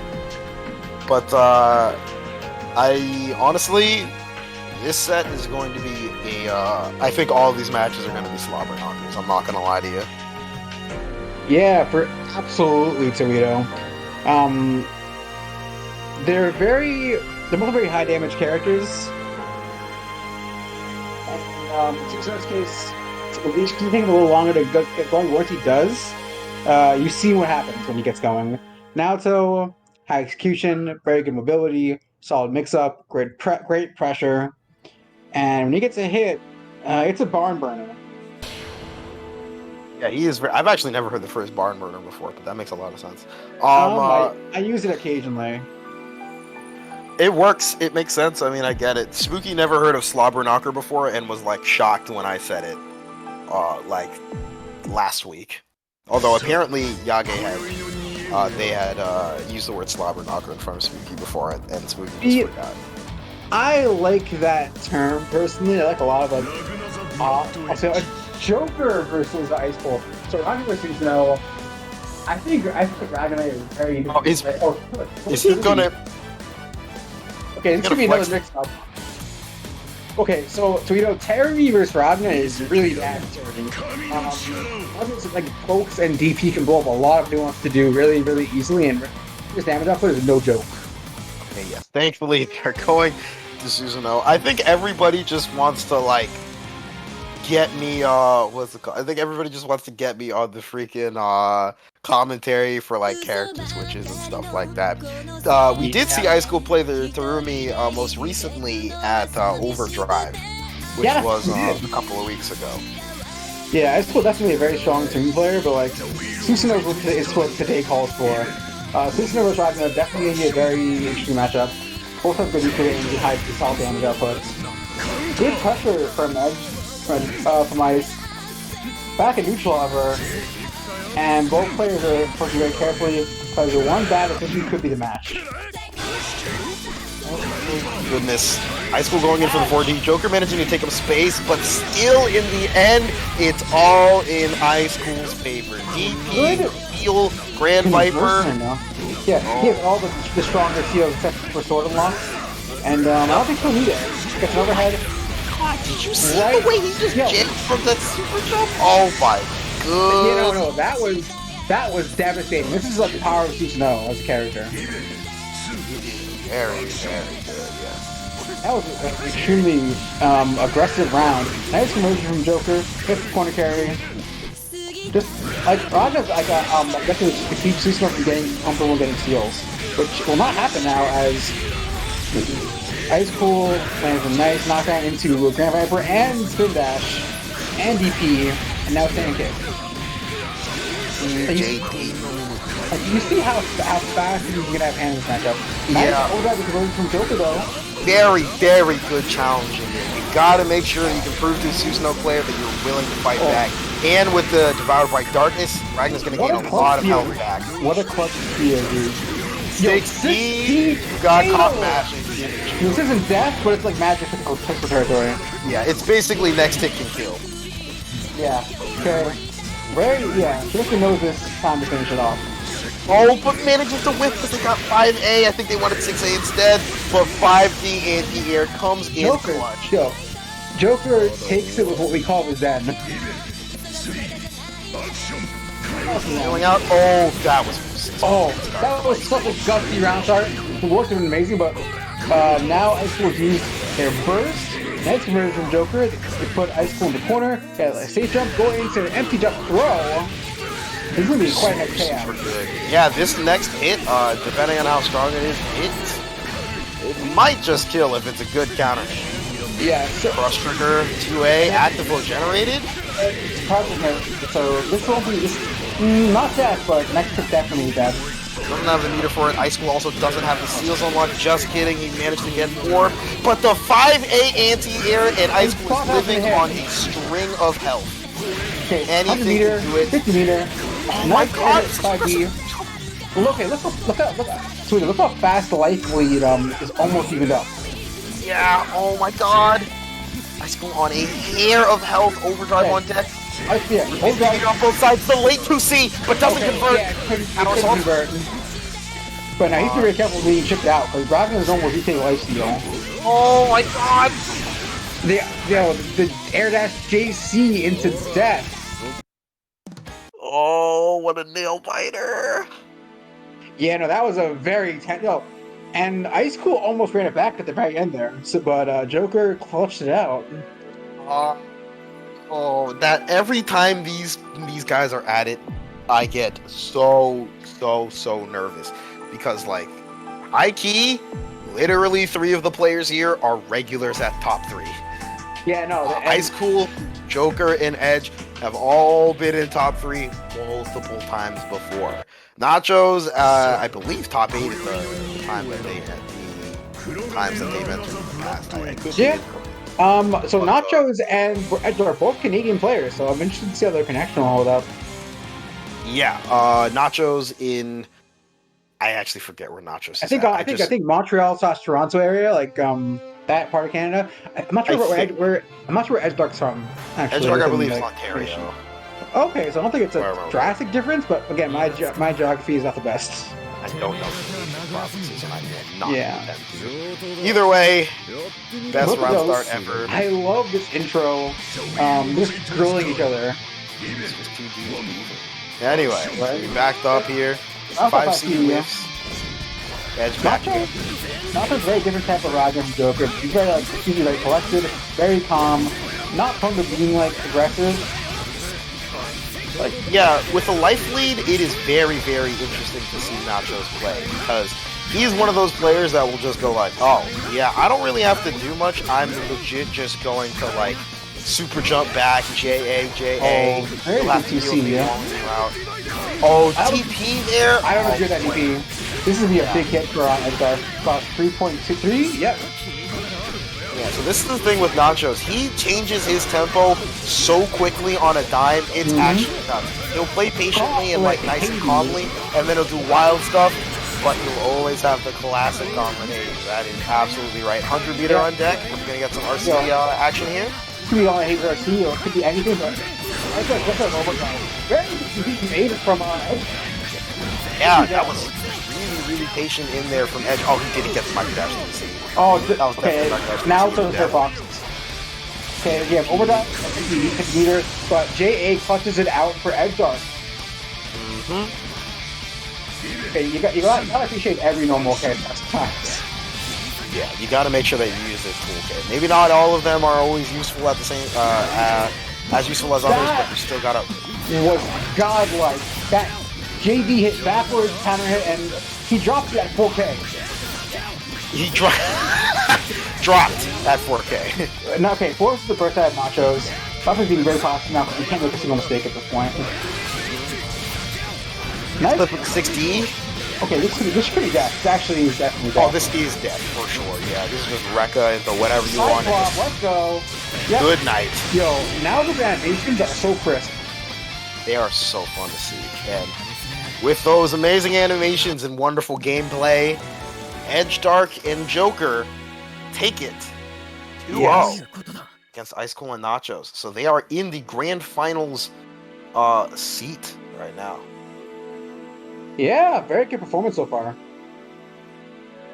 And we just have our last match of losers into losers finals, which will be Kodroth versus 2 Puppets, 1 Carl. If I remember correctly, I'm like 99% sure that I'm pretty sure that Two Puppets One Carl had sent Kodroff into losers in the first place. I believe, yeah, that's what happened. I'll say this. I wonder who's going up first. It's like if Koji and Origar play, we'll see Izanami versus New, which I think one of the matches that made Flux quit the game. But yeah, it's either that. We could also see like I don't know some crazy stuff like Jin and Mai. Both of these like pretty much everybody except Adroth here like has like a sub or multiple subs to like play around with. Mm-hmm. So, yeah. So I would not be shocked if we saw some like wild like character swaps or something. But yeah, right now we're just waiting on Adroth, kind of just chilling out. How have you been liking this bracket, Tux? Because this has been pretty bonkers so far. I think we've seen some amazing matches, and okay, so first the one is like it has like its ups and downs, but I think it's super interesting for presidents too. Like I like seeing the difference it can make in players' mentality, if that makes sense, and just how they approach certain things. Mm-hmm. I do think it's been really good to see everyone's decision making, how they've adapted to each other in a very quick setting, and it's just great seeing a lot of players I know and enjoy watching playing BlazBlue, especially like Edgedark, Joker, Jukin, Adora, Ice. So far, I think this has been a great bracket. How do you feel about it? I mean, it's been good. We've seen some really cool matchups so far. I like the format as like a way to mix things up because, you know, I think I've said it like time and time again, but the way how you have to adjust so quickly and the kind of meta game almost between like who's gonna play first, like are you gonna like talk amongst each other and kind of figure out like, okay, like if you go up against this guy, like these are the things that I'm thinking about. If I go up against the other player, these are the things that I'm thinking about. So there's like some really cool aspects over here that you get to have. And we still have like enough character variety that, you know, we get like a lot of different matchups that we might not see. Yeah. Like you don't see Platinum too often. You don't see Mew very often. You don't see a ton of Izanami, unfortunately. I think he's really cool. Yeah, I think all the characters here are cool. I've been at peace with just the fact that this game has a lot of really awesome characters, and those characters are gonna do messed up things. And I'm not gonna lie to you, the character I like to play definitely does some screwed up stuff too. But oh no, I love watching Bull do her thing. Yeah, but me obligatory bullet posting aside, because I know Dantis is gonna give me shit for it. We've got Carl. And we've got Izanami. Waiting.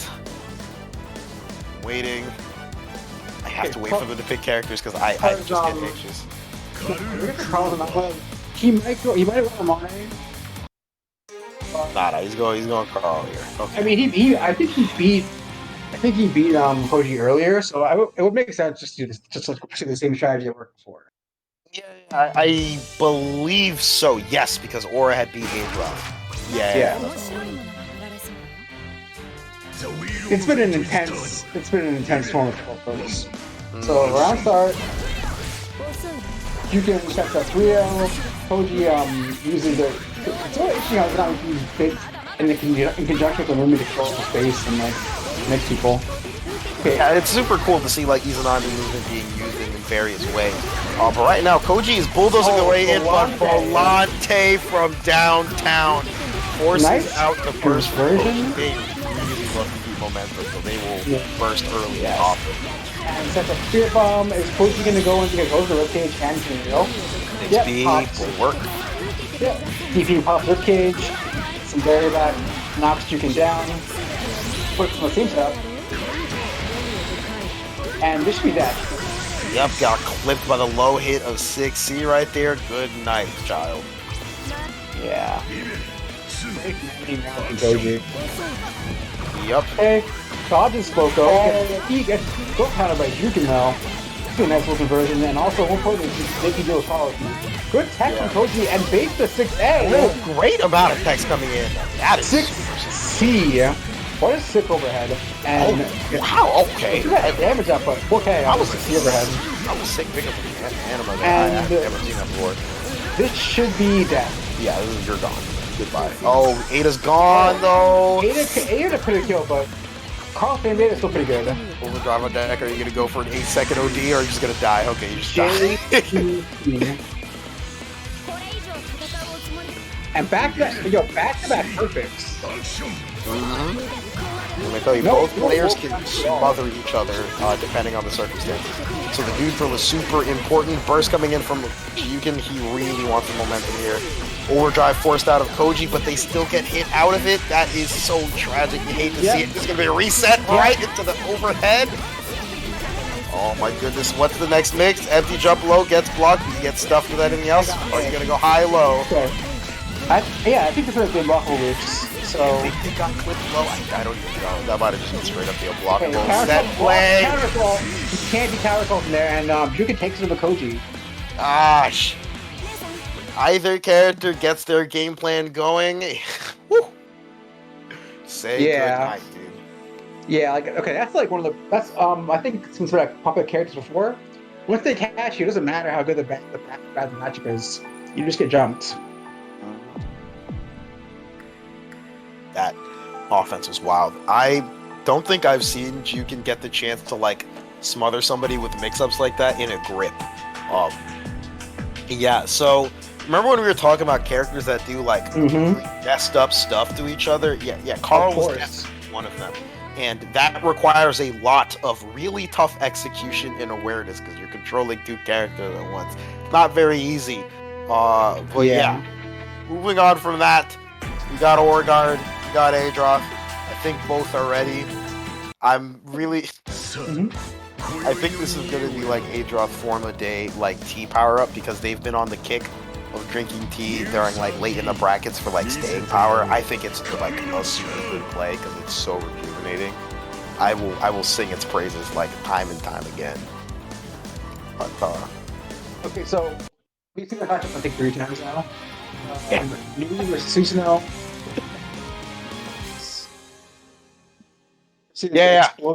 Explosion noises. So I mean, yeah, there's not too much to say on the matchup that I feel like we haven't said before. Yeah. Again, it's all about Orgard managing to play super clutch and Adroth being able to be patient, make their way in, and get a good approach and stay in once they get that initial hit. That's off. You know, gets pressure early. Good backdash out of the overhead. Yeah, that was super, super good. Yeah. And now, set up. Swords and grab BC, they're keeping control of the pace of the match. Nice convert. He's been clipped a lot with the mix-ups with 4D. Oh, whiff, that is pathetic. It's not blocking by the wheels. The Bloom is good pressure and movement from Orgard, though. It's not flipping Adroth with the JD there as well. It's shipping like, in small converters, every single conversion. And this should meter. This should be it. Oh, good 6A coming in from Adroth, trying to go in with the dash. Counter assault hits nothing.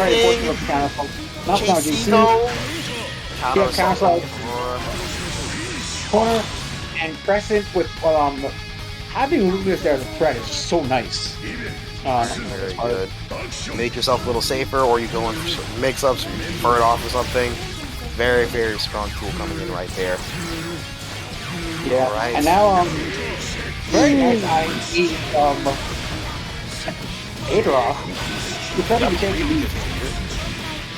is going to be almost 4K damage. Raw how many 6Cs have these Susanos just like gone for raw? Like they'll just walk off the 6C. Like it has been so nuts. Blocks the counter assault, and that is good night. That was a Susanoo round.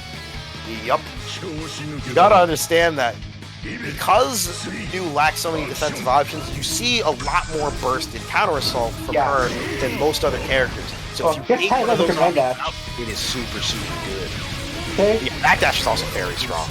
Yeah, Orgard gets a hit. Has to back off though. Making a couple of these drives, but Adroth not really being able to connect a good hit in there. Oh, 5B coming there. I thought that was plus, but I could be wrong. I am not sure. I'm not gonna lie to you. Yeah. Okay, Smash is out of the corner. Ooh, so that's really interesting. It looks like Legacy Edge. That is super It's good. been very bad. With the 5B, just backing off. I don't want to deal with you. Get away from me. Get away from me. Get away from me. Sets up the gravity well. Crosses up. Yep. Off towards the corner. Backs away. Very good sword. 6A getting a knockdown. Cheap run up 5A right there. Dash. That was so smart from Adolf. 6C gets blocked. There's not block 6C, but does not convert. Exactly. Crush trigger. Good barrier. Good counter assault coming in there. Hey, good luck from Adolf. Though, and they also have Grand Viper and Orb. Good throw tech coming in from Adolf. This might just be it right there. This should be this. Definitely be that. Okay, Papa dodge make sure. No, but they whiff it. That's the combo. 6B and does not block the 3C, however. God. That 3C option is so good because you can use it to like catch people trying to fuzzy jump after the 6B. Maybe they're trying to go for some other option as well. It is also good because you can stagger it. It is just very, very, very good. So right now we have our last game of the set. It is going to be Jiyukin versus Adroth. All over Susanoo. So once Paul gets going, Susanoo's offensive options aren't great. His DP is okay, but like Paul can easily bait it. It's part of his offensive toolkit. That assumes that this also assumes that Jiyukin ends up staying Carl. They may just opt for the Amane again. We saw them bust it out against Ice School earlier. That's true. So who knows? Can you imagine if they pulled out their Izuyoi? I would yell. I mean, the first to launch video, anything could happen, and Izuyoi is a heck of a drug. Oh, I just never know with these people. Okay. Going. Okay. Okay, Jiyukin definitely. Okay, you definitely are hearing the stream, Jiyukin. That's the only reason why you're hovering Izuyoi. Yeah. We get it. Yeah. Nice Amane there. Yeah, Amane definitely has a very amazing neutral, amazing chip damage, setup. The only thing I would say Amane's really lacking in is defensive options, but as long as Jiyukin doesn't get caught blocking, he'll be fine. Again, Amane, a less common character, and definitely somebody that you have to watch out for. This is very, very, very, very interesting. Okay, goes with the JB. So JB actually, very, very like common matchup knowledge thing. JB extends Amane's hurt box a lot. You block 6D, that's really bad. This jump starts Amane's game plan like by a lot. A lot of his drive moves gets improved. Yeah. It is very, very rough to deal. You gotta fuzzy jump that one. It's a lot harder on net play, but believe me, when you deal with damage like this, it is very, very rough off of pretty much almost any hit. It is super good. Great chip as well. Oh my god. His health was down so fast. This is very, very dangerous. Oh, I'll try to tick throw, but whiffs it. This isn't death, but next thing could be. With the no tech there, I'm not too sure. No, actually, death. You are gone.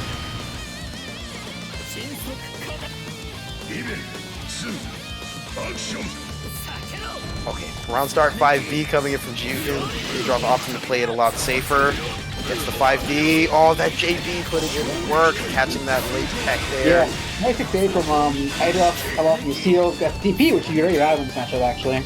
Yeah. Also, so you'll see the stance. Part of the problem there is that stance guard points projectiles. You can't deal with it with 6A, which is what Susanoo's only full screen option. But it doesn't matter when you're getting there very deep. But with the Mari too. Okay. RC, he wants to switch sides here. Yeah. Yep. Push it up the corner. Push that grip. Gets his game plan going. Almost has level 3. Level 3 triggered out here. Let's look at the chip. Has to counter us all out of there. Let's go. 6A, super, super good.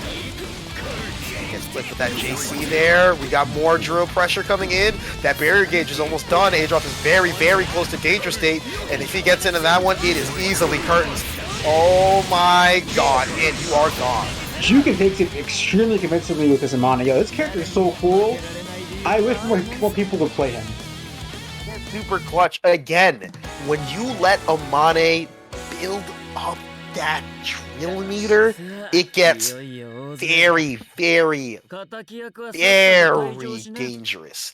His ability to chip you out, deal more damage with his confirms, the improved tools that he has on deck are very strong and cannot be understated.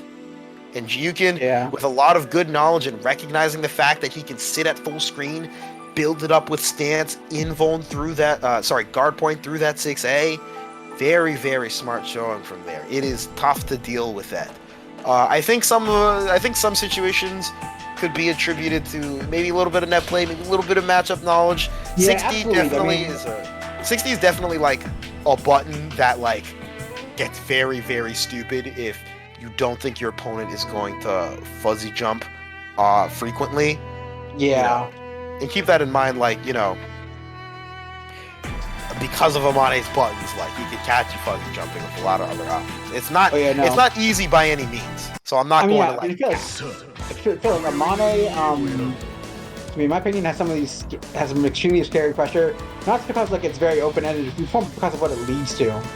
Yeah, he has a lot of situations where he can like set play you or put you in a situation that is extremely disadvantageous no matter where you are at.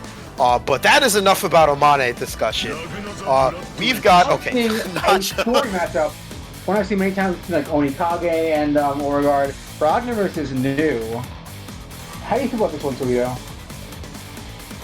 This one, I actually have blanked on this matchup a ton. Ragnars are very, very common. Beauregard has definitely dealt with a good amount of them. I think the last time they played a Ragnar was against Joker, and that set was very close. It can be very difficult. So it sounds like Beauregard's a fair match against Ragnar, which you need. Ragnar, I feel like Ragnar is not just a well you play in matchup, it's a well you play crazy. Solid mobility as well. Has a couple of somewhat YOLO-y options that can work. Some of them, you know, that get... Oh my goodness, never mind. We're just going to dash up. And there's the... Okay, good block on the 6A from Nachos. Gets hit for neutral to the wheel. And now Beauregard has their stuff. Get the corner and gets IAD that though. Good pressure from Nachos. Yeah. Very, very good. Sticking their way in. Oh my god, that looked like a uni like dash block right there. It did, right? She like slid forward while in barrier. Oh my god, okay. That was so cool. Yeah, that was okay. Good spacing from Aura here. Back in neutral. Actually full screen, run the game. Nacho's in danger state. Oh god, that which is really bad. Because these damage isn't usually high, but danger state everything gets heightened. Yeah. So Nacho's almost out of danger state. Sometimes he's in a very rough place. This should be dead. Almost. Oh. Commentator's curse. Yep. So, I get tag landing. Yeah, caught landing. One of the things that I'm like starting to notice a lot from Aura is that they'll set up Luminous and then they'll jump up JD and okay, there's the jump JD right there. It covers like multiple spacings, Dorito, so like it's actually really smart. Yeah, it's a really good option. It's just like I'm starting to notice how much they're using the Luminous in order to cover them, so they can JD cover the jumps and then the Luminous that will cover the ground approaches. But enough about ground approaches. We're already in the middle of offense right here. Take the benefit to be even full conversion. Nice knocks. Knocks down. Big chance here to punish, and gets a hit. 5D right there, backing up a little bit. JD, good parser to get out of the corner. Nice conversion and good, nice use of tools from Aura. Nice one on the sword from Malcolm. Gets tagged. Drops the conversion. Blocking, gets jailed. Oh man, just convert off the 60 JD. Nice convert from Nachos. And now 100 could happen. Okay, he's probably dead. Yeah, he's definitely dead. Easily. Yep. OD Super. Good. Oh no! OD Super whiff! No! You hate to see it happen.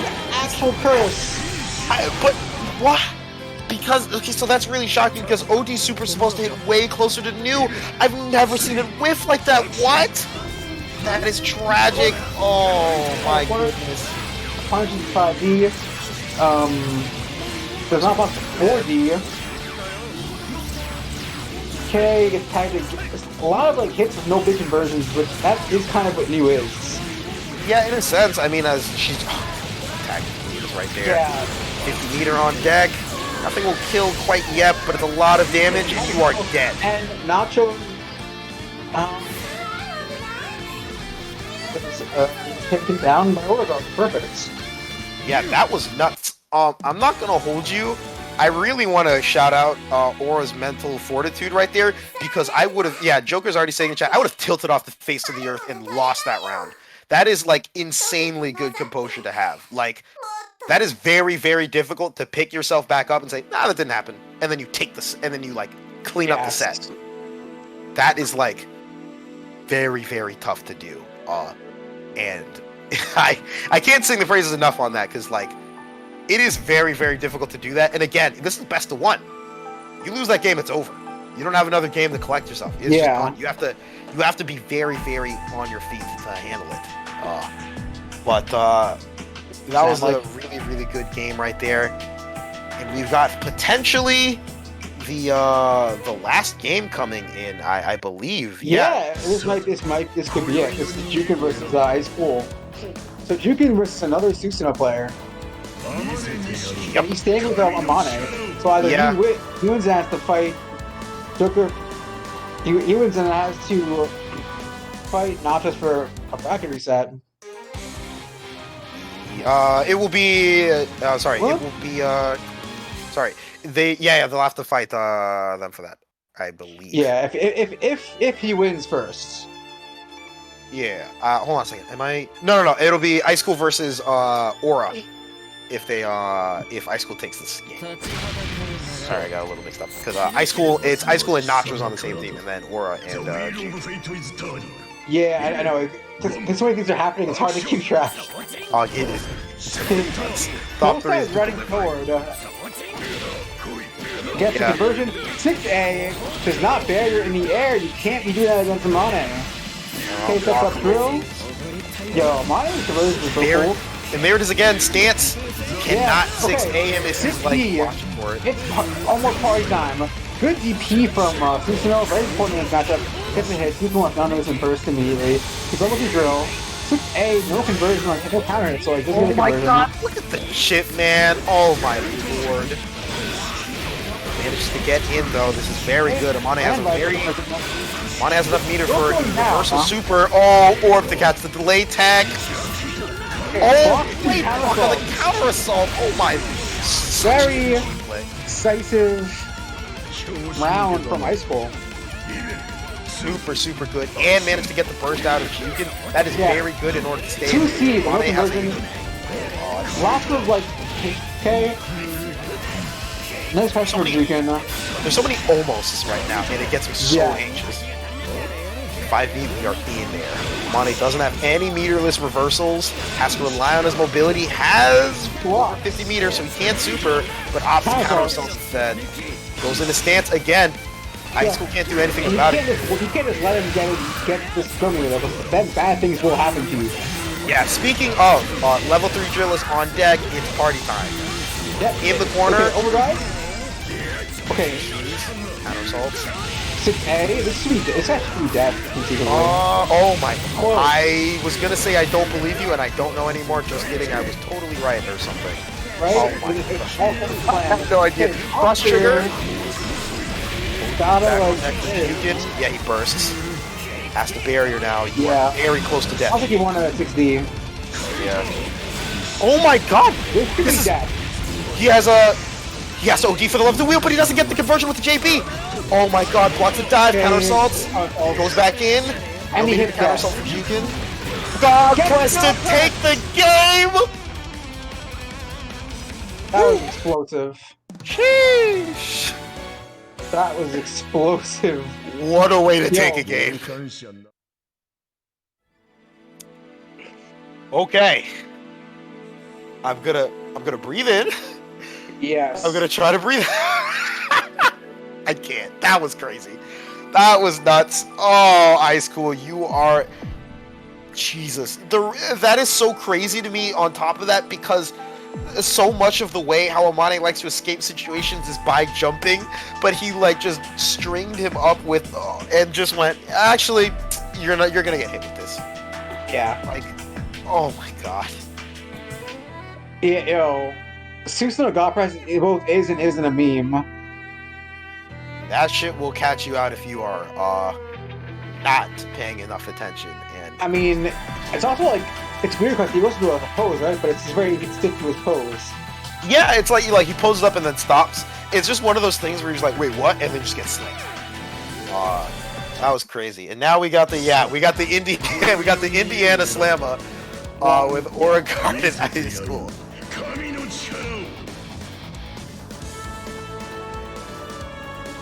I need to drink some of my water. That was... Yeah, I'm gonna take this swig of my Snapple too, Toledo. That was actually intense. I mean, like, again, once you get caught blocking Susanoo, it's a very dangerous game. Harvard's not the mental component of knowing if you get hit, you will die.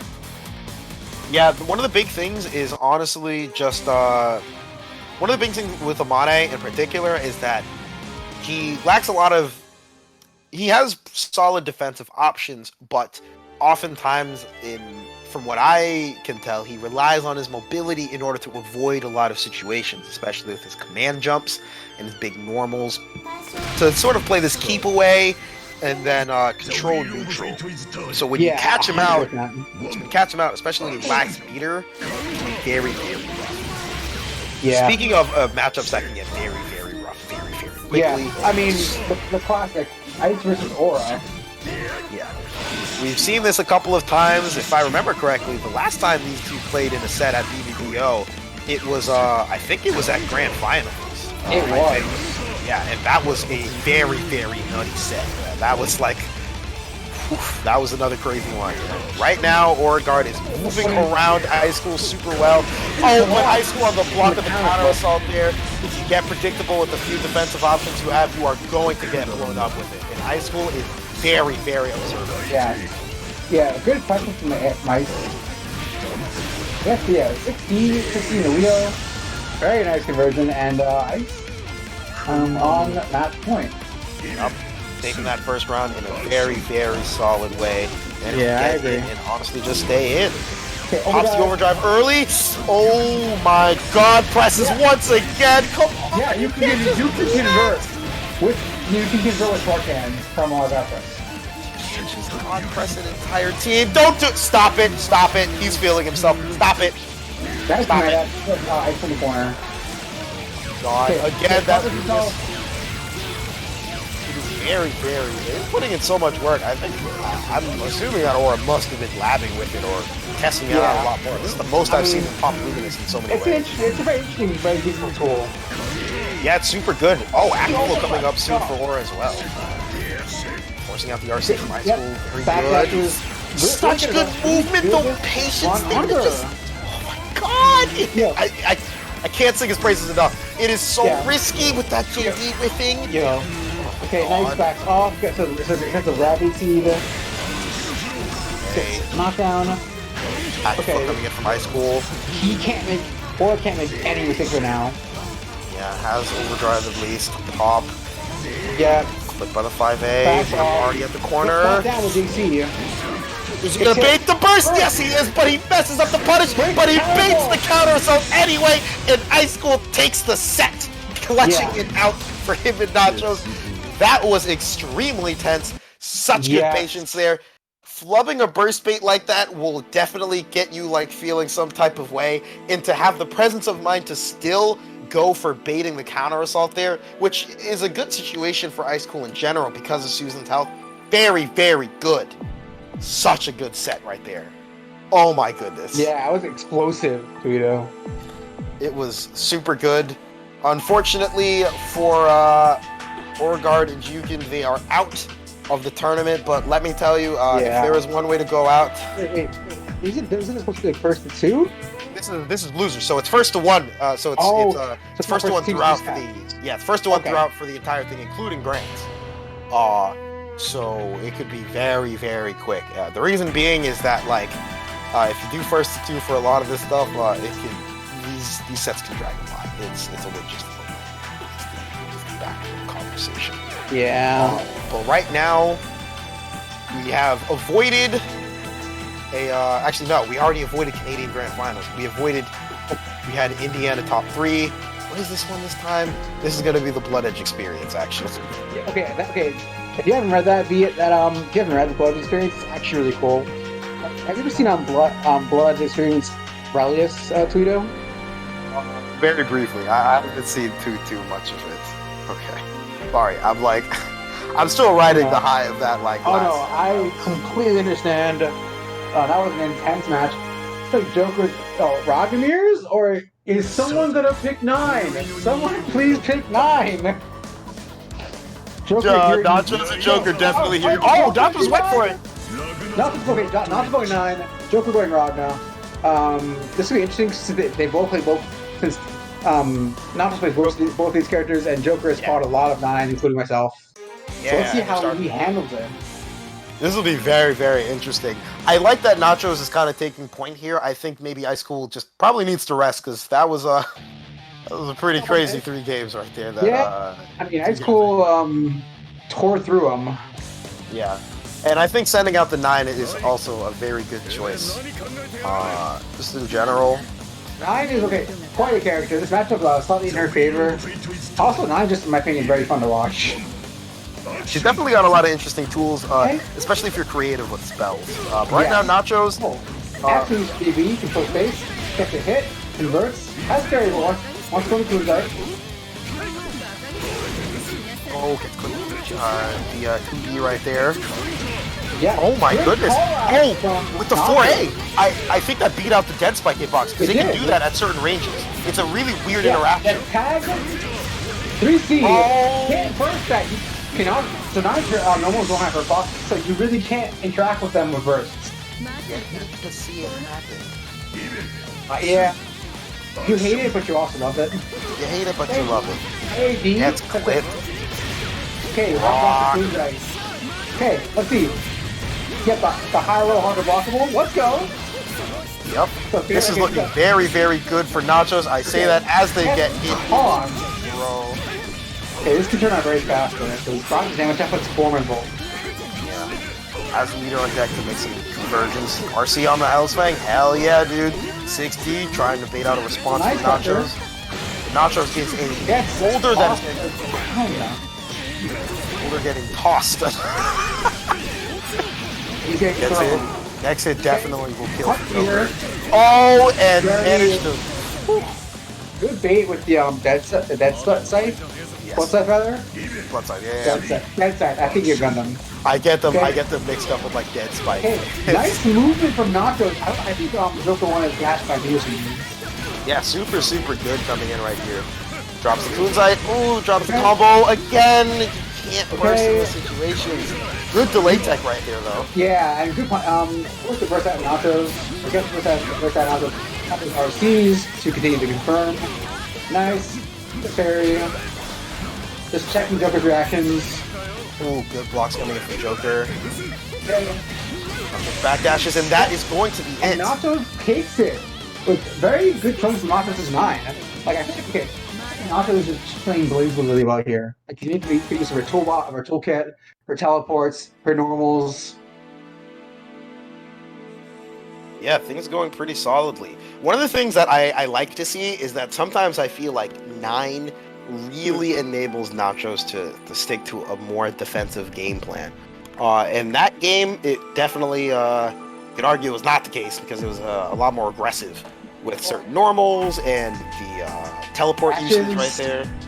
Yeah. Okay, well, I think one of 9's strongest qualities is her ability to accommodate playstyle changes on the fly like that. Which is very flexible in terms of like you can go from offense to defense, neutral to Schmitz and set play and Oki. She's excellent at that. Yeah. And given her like unique Gatling options, because for those somewhat familiar with Under Night, a lot of 9's normals, at least on her 5x normals and her 2x normals, have what's commonly called in the fighting game community like reverse beats. So for example, she can cancel her 5C into 5A. She can cancel 2C into 2B. So she has a lot of like Gatlings that are available. She can only do this like twice, if I remember correctly, for like both separately for like standing and crouching normals. Yes, but like she can also use like after a 4x, she can just like use another normal and reset the whole thing again.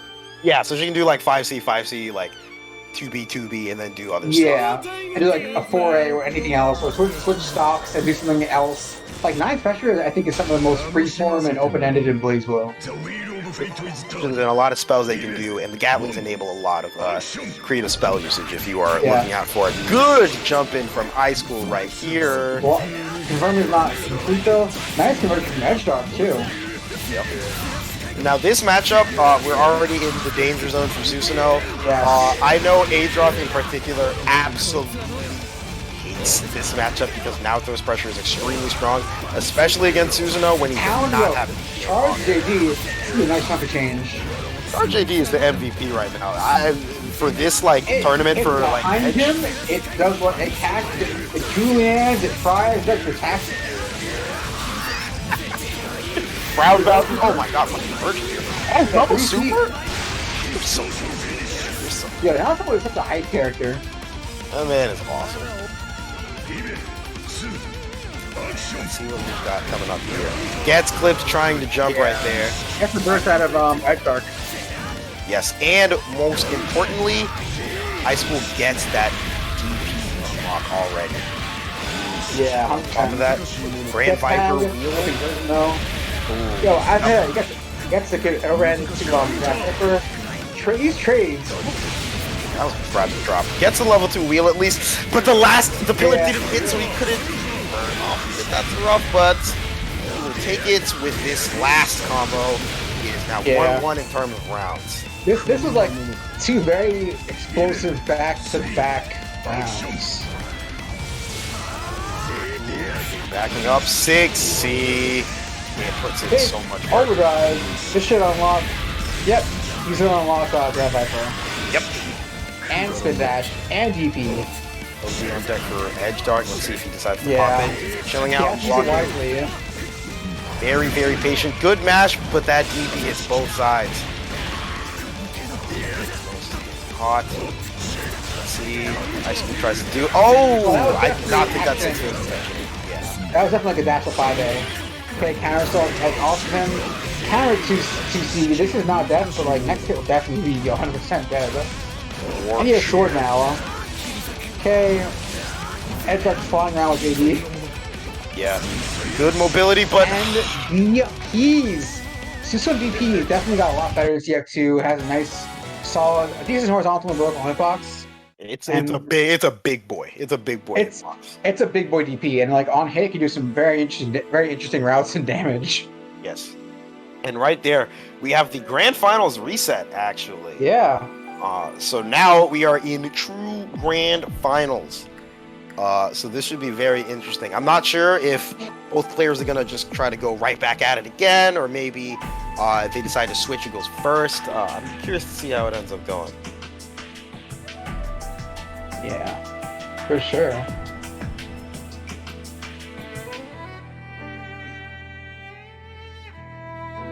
Yeah, we'll see how this ends up playing out right now. This is just trying to like be a little calm. All this stuff is very, very, very cool. Okay. We're just gonna have Edge and High School. Go back up the plate. Looks like they want to go back at it. Right back. We'll see.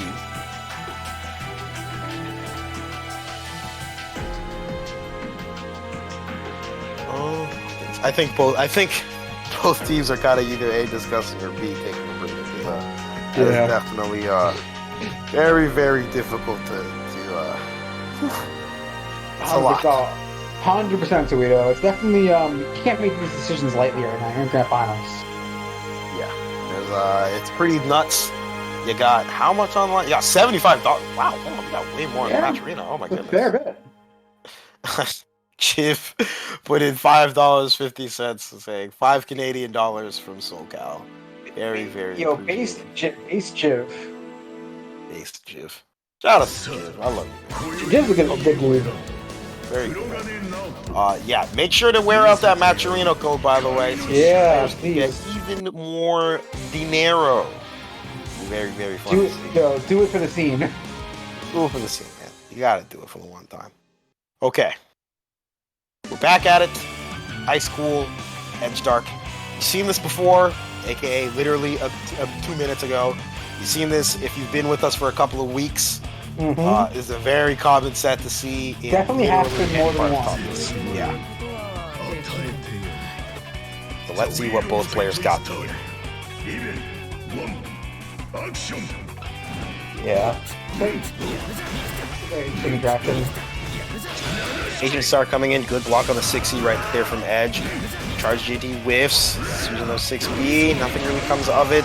Gets a 5B counter, it looks like Edge really wants to maintain momentum with that early burst there. Catches High School mashing something right there. Not sure what. Not down them. All the 6B. Okay, blocks the Viper being punished from Edge Dark. Yep. Overdrive. Oh, nice air throw. Pops from the wheel. I think that was just a drop. Oh, just 6B bulldozing the way in. Oh, 6B, yeah. 6C, 5B. We'll take it. Yeah, that's a very, very quick. Not quick. It was definitely a very explosive round to High School. Okay.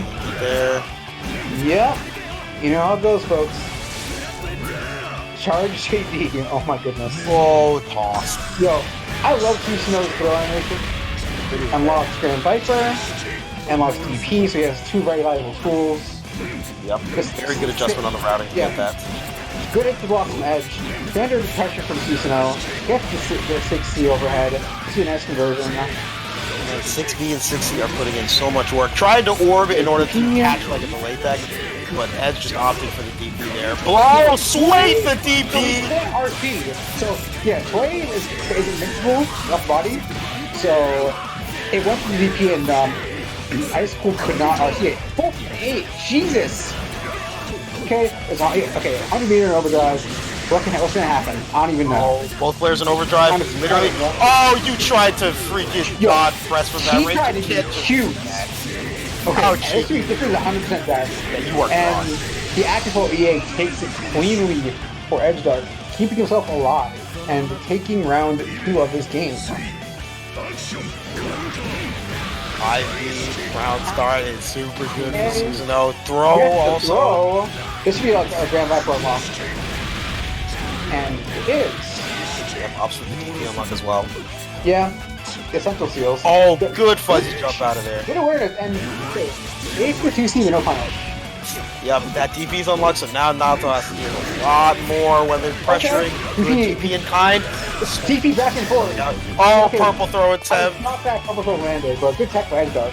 That's the first tech purple throw that we've like seen all day. Yeah, unfortunately, yeah. It might have been the second. Okay, burst coming out from Edge. Okay. RC, yep, throw. It's kind of fake, I think. I forget. It's a classic Susano mix-up. Yeah, because you can go high. If you do it towards the end of the Grand Viper, you can also go low. I remember distinctly that, like, Adroth had, like, labbed some of this out with, like, interactions that you can go with after the fact. But yeah, now it is all up to Nachos. Let's see how it's going to turn out, Toledo. Beating Joker and beating High School in a row, even if it's best of one, that is a very, very tall order. Yeah, Nachos is definitely capable of it. We saw them take the set against Joker earlier. We'll see how it goes. High School need to pass, by the way. So we'll see how this ends up. But yeah, it's going to be a little crazy. Edge, you also need to pass. But yeah.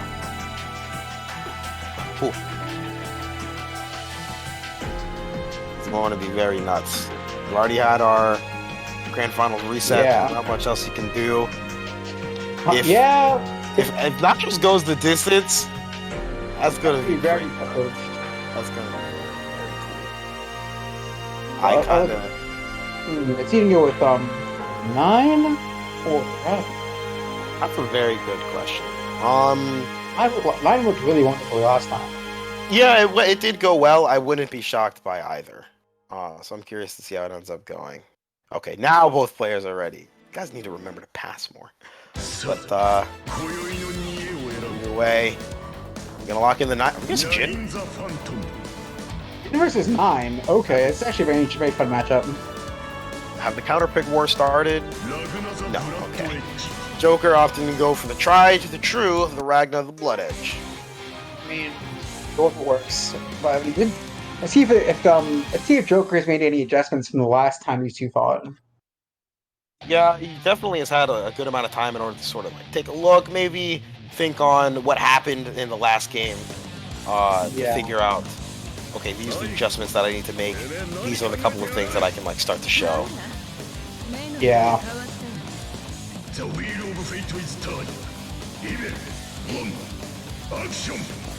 Okay, Rafa 16 to classic. Very good chase on the teleport. Very good call out by Joker. Yeah, Nachos was putting in a lot of work for the teleport, so we're going to see how Joker decides to play around them now. Dead spike right there, keeping in the pressure. Nachos trying to bar it with something, but gets clipped and counter it for it. Blood side. 50 meter in a dream. Okay, yeah, Joker's definitely like keeping those teleports in mind right now, just based on their movement and the way they're like kind of ending pressure and maneuvering around it. And okay, we're just gonna blood side twice in a row in 5D because you know what? Screw it. Yeah, very good round, Joker. What? I think that okay, Hell's Fang. Joker wants Nachos to get hit by something. Nachos with a good confirm right here. Oh, hits on decay, so that Tanzanite couldn't even go for a reset. Yeah. Okay, blood sight.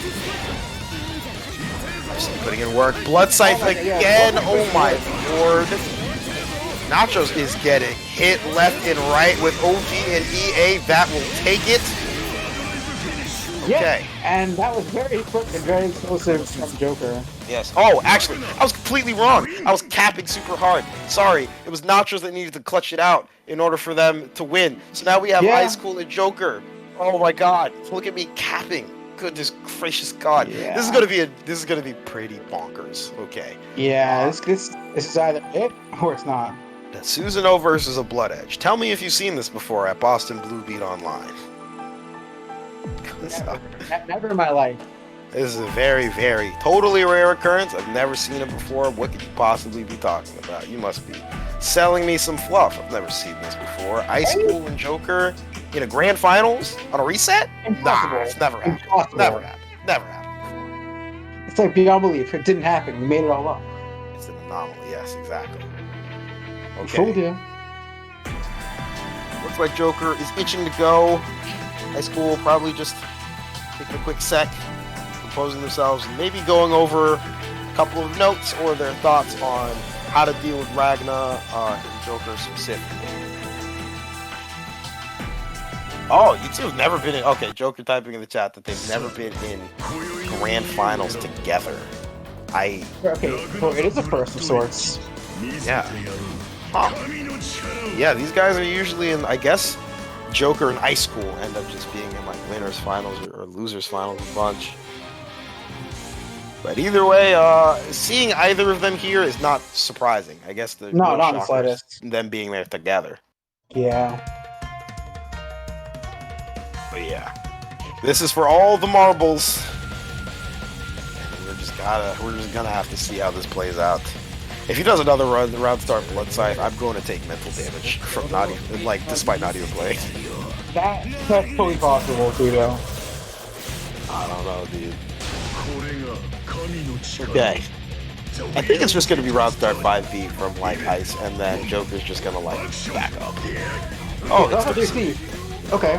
So, standard rapid pressure, stagger pressure from Joker. Nice use of 5B. See, gets counter hit. Ooh, early OD pop, we want to get... Let's see. Wants to grab very early in the game right here. Get some yes. unlock on top of it. Oh, that is a really unfortunate. Oh. I don't think there's any way that you can account for that. That should have been super. Yeah, okay. Resets off the Hell's Fang right there. Okay. At least nothing Quick counter assault. Your dash is back in afterwards. IAG's over with the JA. JA has some big hitbox. Yeah, that was a very dominant round from high school. Very well played.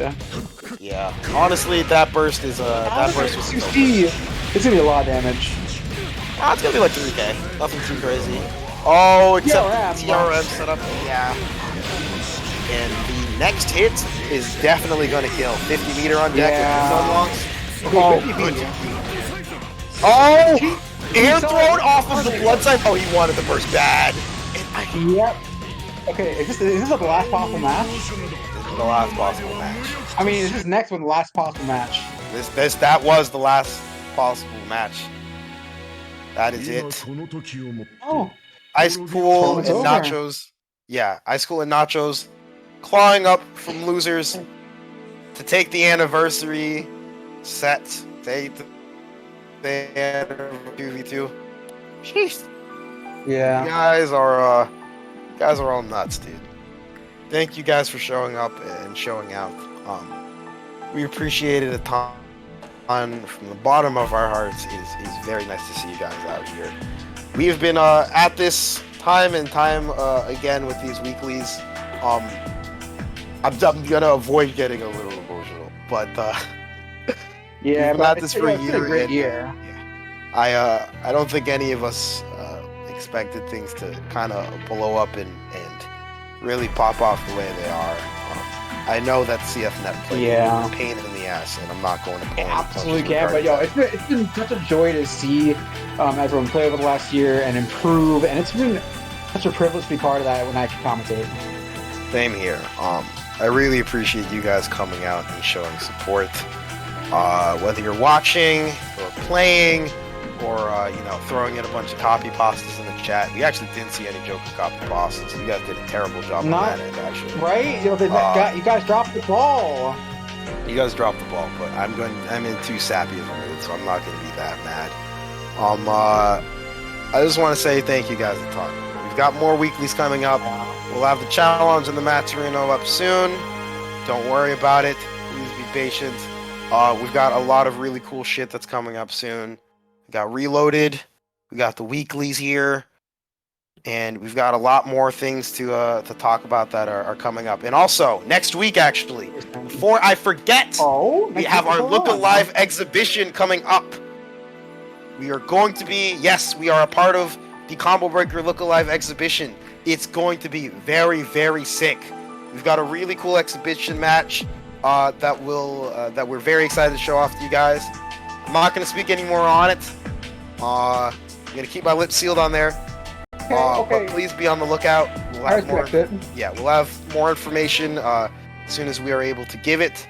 There's a lot of other CF things going on. Again, Amal is having their PC CF tourney on the 30th.